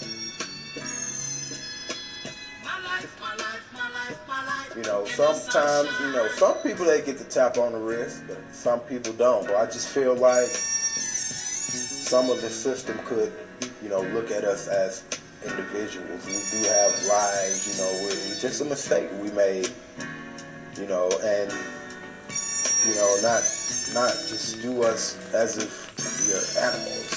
We do have lives, you know. My life, my life, my life, my life in the sunshine. Everybody loves the sunshine. Sunshine. Everybody loves the sunshine. Sunshine. Folks get down in the sunshine.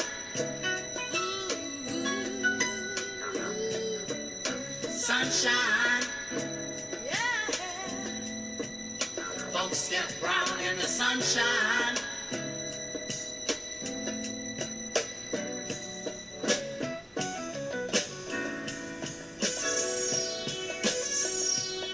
Just bees and things and flowers. Just bees and things and flowers. Just bees and things and flowers. Just bees and things and flowers. I just wanna live. I just wanna live. My life, my life, my life, my life in the sunshine. Everybody loves the sunshine. Sunshine. Everybody loves the sunshine. Sunshine. Folks get down in the sunshine. Did you know that Louisiana currently has a non-unanimous jury law? If you convict someone of a crime, you have two people on the jury think that they're innocent? Louisiana is the only state that you can go to prison for the rest of your life on split jury. It was personal for me because I went to prison with a 10-2 rule. while working in a prison law library, I learned that it was like literally thousands of folks who had 10 to 11 birds. Feel what I feel when I feel what I feel when I feel it. In the sunshine.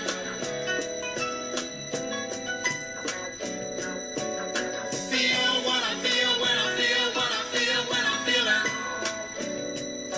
In the sunshine.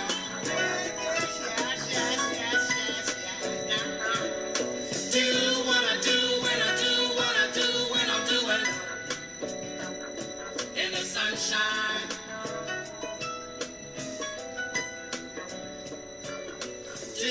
Hey, old Max, what's up? How's Max Parkes?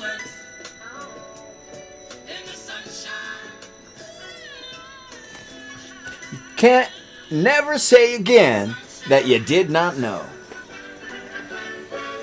Come listen, all you gals and boys. I'm just from Tuckahoe. I'm going to sing a little song. My name's Jim Crow.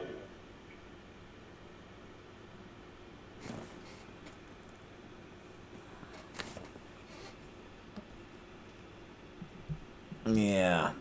That is Abolition Today. Oops. I didn't mean to open that like that.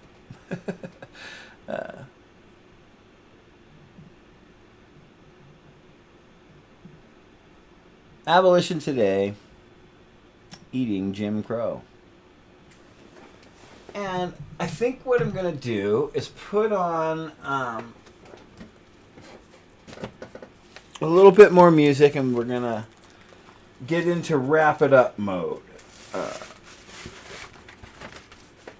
So I'll put the opens there. What should we listen to, fam? Esquivel, Subhumans, Susie Quattro, The Sweet, Ottawa Jihad, Loli and the Chonies, The Partisans.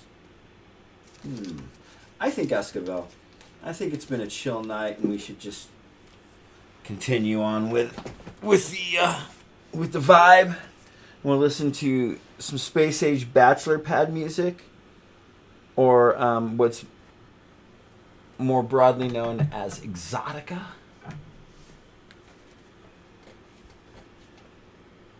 Esquivel, ladies and gentlemen. We're gonna go with side 2, because why the hell not? And because it's blue vinyl. Hello.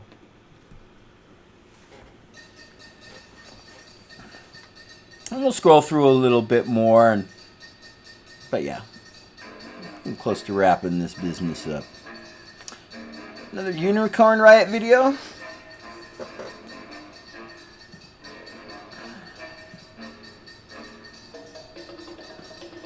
So, the Minnesota Freedom Fighters are an independent security unit dedicated to protecting the citizens and businesses of the Twin Cities urban areas.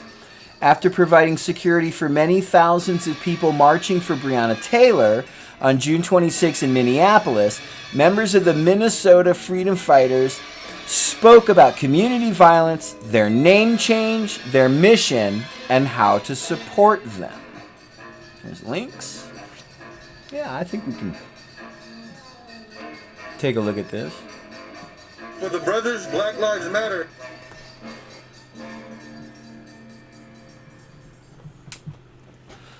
Hold off on the Esquivel for a moment. So when you scream Black Lives Matter, make sure it matters. For the brothers, Black Lives Matter. So when you scream Black Lives Matter, make sure it matters within ourselves. And for my white brothers, I would say, if you are screaming Black Lives Matter, use your voice. Make your voice known. Say it in your family. And for the politics, you know, if you're in the politics, fight for what's right. Stop fighting for what makes the most money and just fight for what's right. Anybody that's listening right now, if you have some type of influence, if it's in the hood, if it's in the suburbs, you do your part. You do your part, like my bro just said. Use your voice. If you got anybody that's underneath you, that's looking up to you, you breathe on them. You tell them, y'all, look, this is not what we need right now. You do your due diligence. That's the best way you can help us out. And if we all help each other out, then we all move forward in the right direction.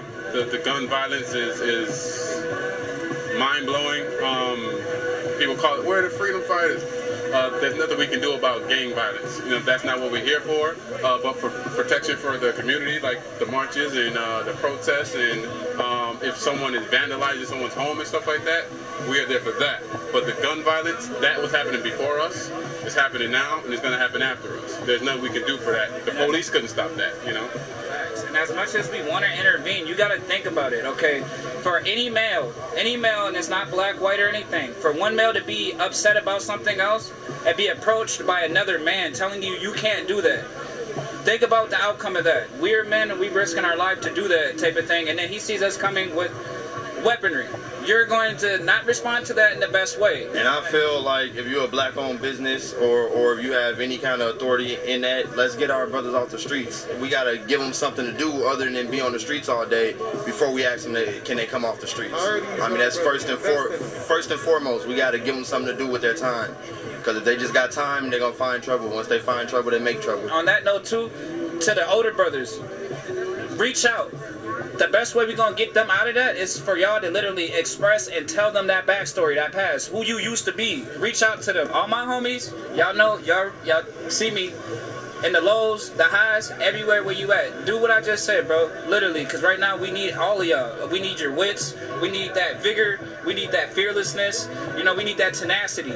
Use it for the right reasons, bro. Ain't nobody on that. And if we can get all, if we can count on y'all, then y'all can count on us to do our part. There is a fine line that we do got to clear up. You can call on us, but the thing is that some people are starting to take it as us trying to be the cops or the police. We are not trying to be that. We are just trying to be the bridge and the connection between the two entities, which is the community and the police. So don't get it misconstrued. We still with y'all. We still love y'all. But we are not trying to be the cops. And that's the big fine line right there. So everything is still the same. We're still pushing for the same thing. Like my brother said here, we're pushing for the same mission, the same agenda, the same outcome. But just keep in mind, we're just trying to build that connection and be that bridge, be the mediation between the cops and the community. We are not trying to be the police.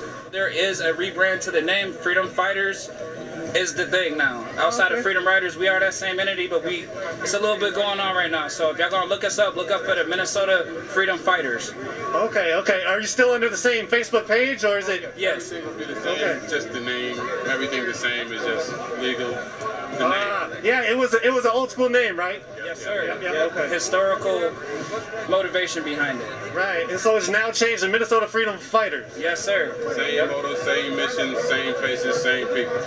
Minnesota Freedom Fighters, GoFundMe. He can give you more information on that. Yeah. All the links will be on our Facebook page and on our Instagram page. So just follow us on both of those, and you will see the link. And you donate whatever. It don't have to be money. It doesn't have to be money. We have a list on there. Whatever it could be tissue, and it's not even necessarily for us. Maybe we will give it back to the community because that's what we do as well. So thanks for the support, the love. Shout out to Unicorn Riot. We appreciate you, and we are the Freedom Fighters. Coolness. I'm telling you, man. Unicorn Riot fucking rules.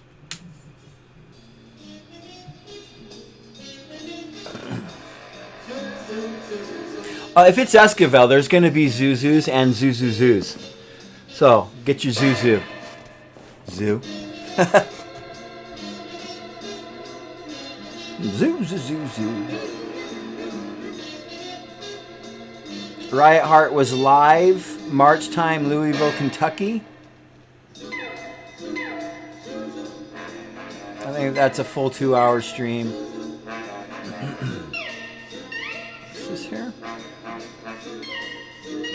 Okay, so this until freedom sit in on the lawn of Kentucky Attorney General. No justice, no peace. 8 hours ago, right? Heart. Yeah, so this is. Look at that. Let's get a closer look at these, right?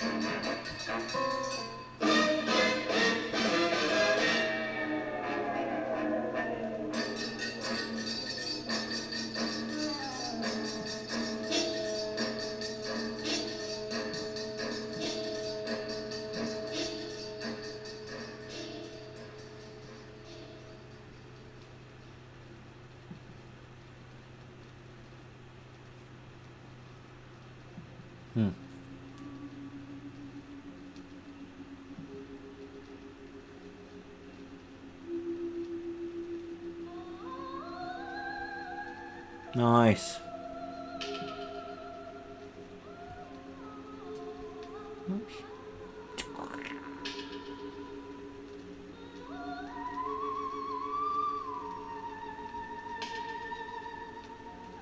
Riot Heart. Justice for Ahmed. This is from not the same Ahmed. This is from Ahmed Khalid al-Najjar. He's our Palestinian comrade. We share a lot of stuff from him. He's all over what is showing just the brutality and the raw reality of what the Palestinian people are being put through. And, but he shared this. Today marks 21 days since the killing of Palestinian Ahmed Erekat, whose family has yet to receive his body for a proper funeral. Ahmed's body is being held hostage by Tel Aviv University to force his family to not sue the soldier that wrongfully shot him to death. It's the same thing. These fucking fascist thugs. They're just like, no, we're gonna fucking kill you.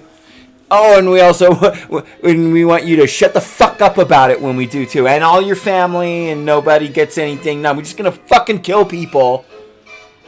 Because we got our fucking capitalist fucking status quo we have to fucking protect, man. We're you know, we got a handful of fucking capitalist ruling class bosses that don't give a fuck about you and need us to stomp your fucking head in. Basically just to prove to you that we can stomp your fucking head in. And that there's nothing you can fucking do about it. And that's been the order of the day for a long ass fucking time. And it's great to see people out in the street, sustaining in the street, and continuing to say, fuck, man, stop it. Stop fucking killing us and thinking that, you know, that killing us for the point of showing that you can kill us.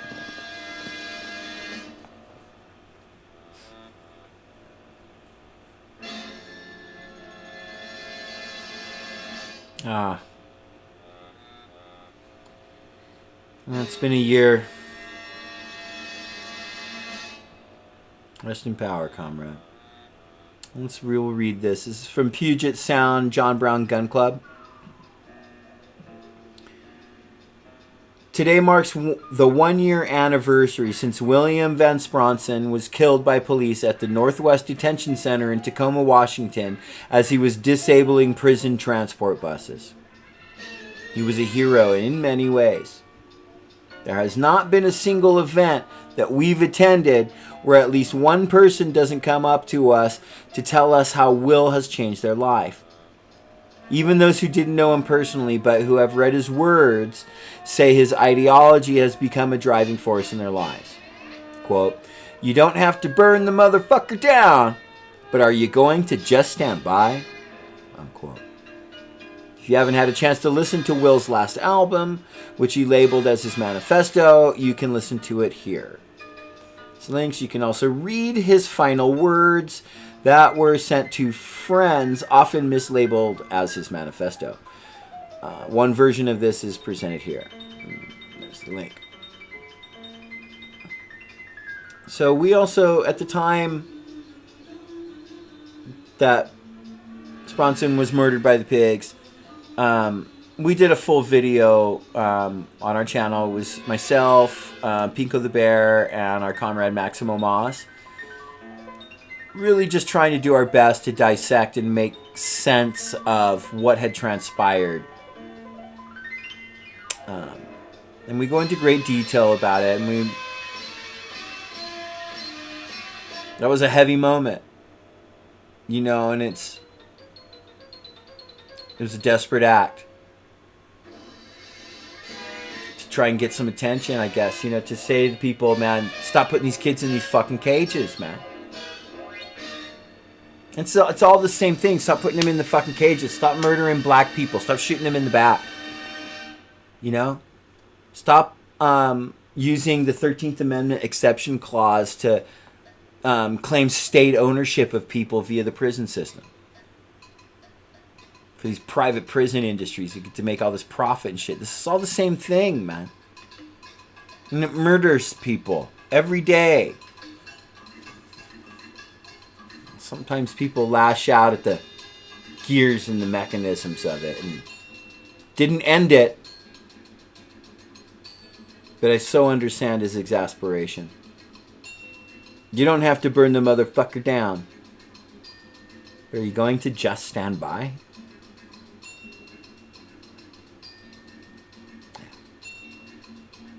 You know, and that, I think that's a good place to end. Respect for Willem von Spronsen.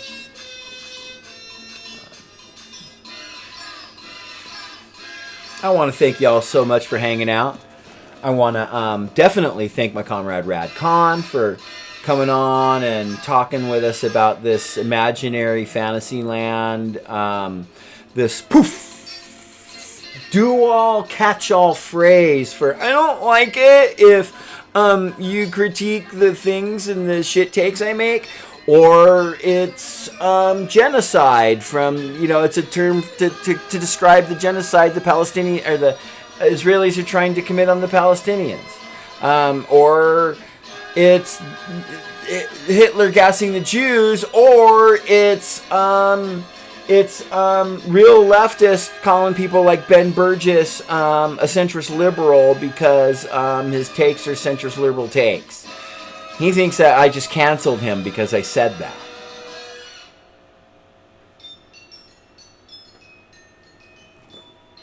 You know, what needs to be canceled is the power of the ruling class bosses. What needs to be canceled is people not being involved with some type of revolutionary group or org for the purposes of organizing to bring down this capitalist, imperialist fucking mechanism of death. Work with people you trust. Work with comrades. Join a group. Join an anarchist group. Join a communist group. Create one with your trusted comrades. Let's organize for revolution, fam. Let's do this. Let's continue to bolster and listen to, then bolster the voices of the most marginalized and oppressed. Black trans women. Black and brown people.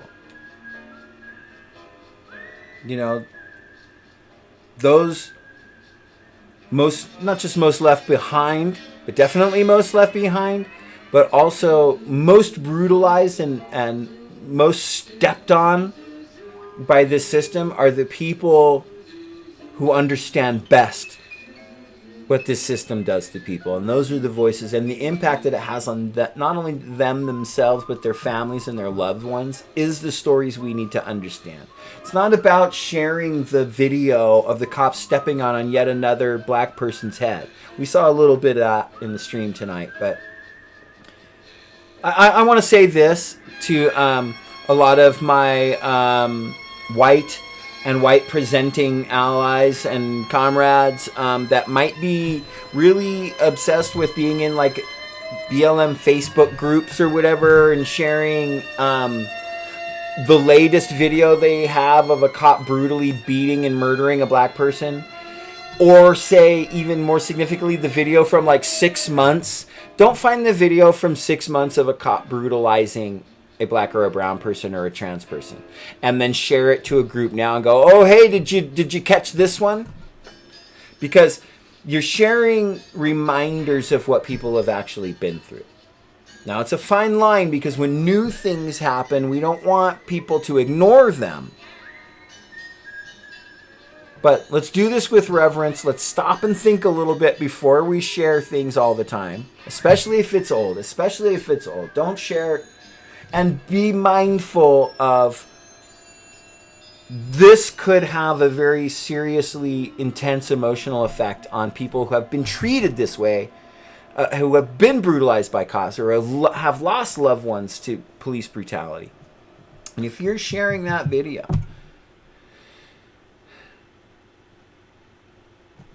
it has the potential to stir up a lot of that in people. So again, it's a fine line when things do happen and there's new, like if we had just not shared the videos of what that pig did to George Floyd, people wouldn't know, and you know, it created that outrage for a reason. That's real outrage though.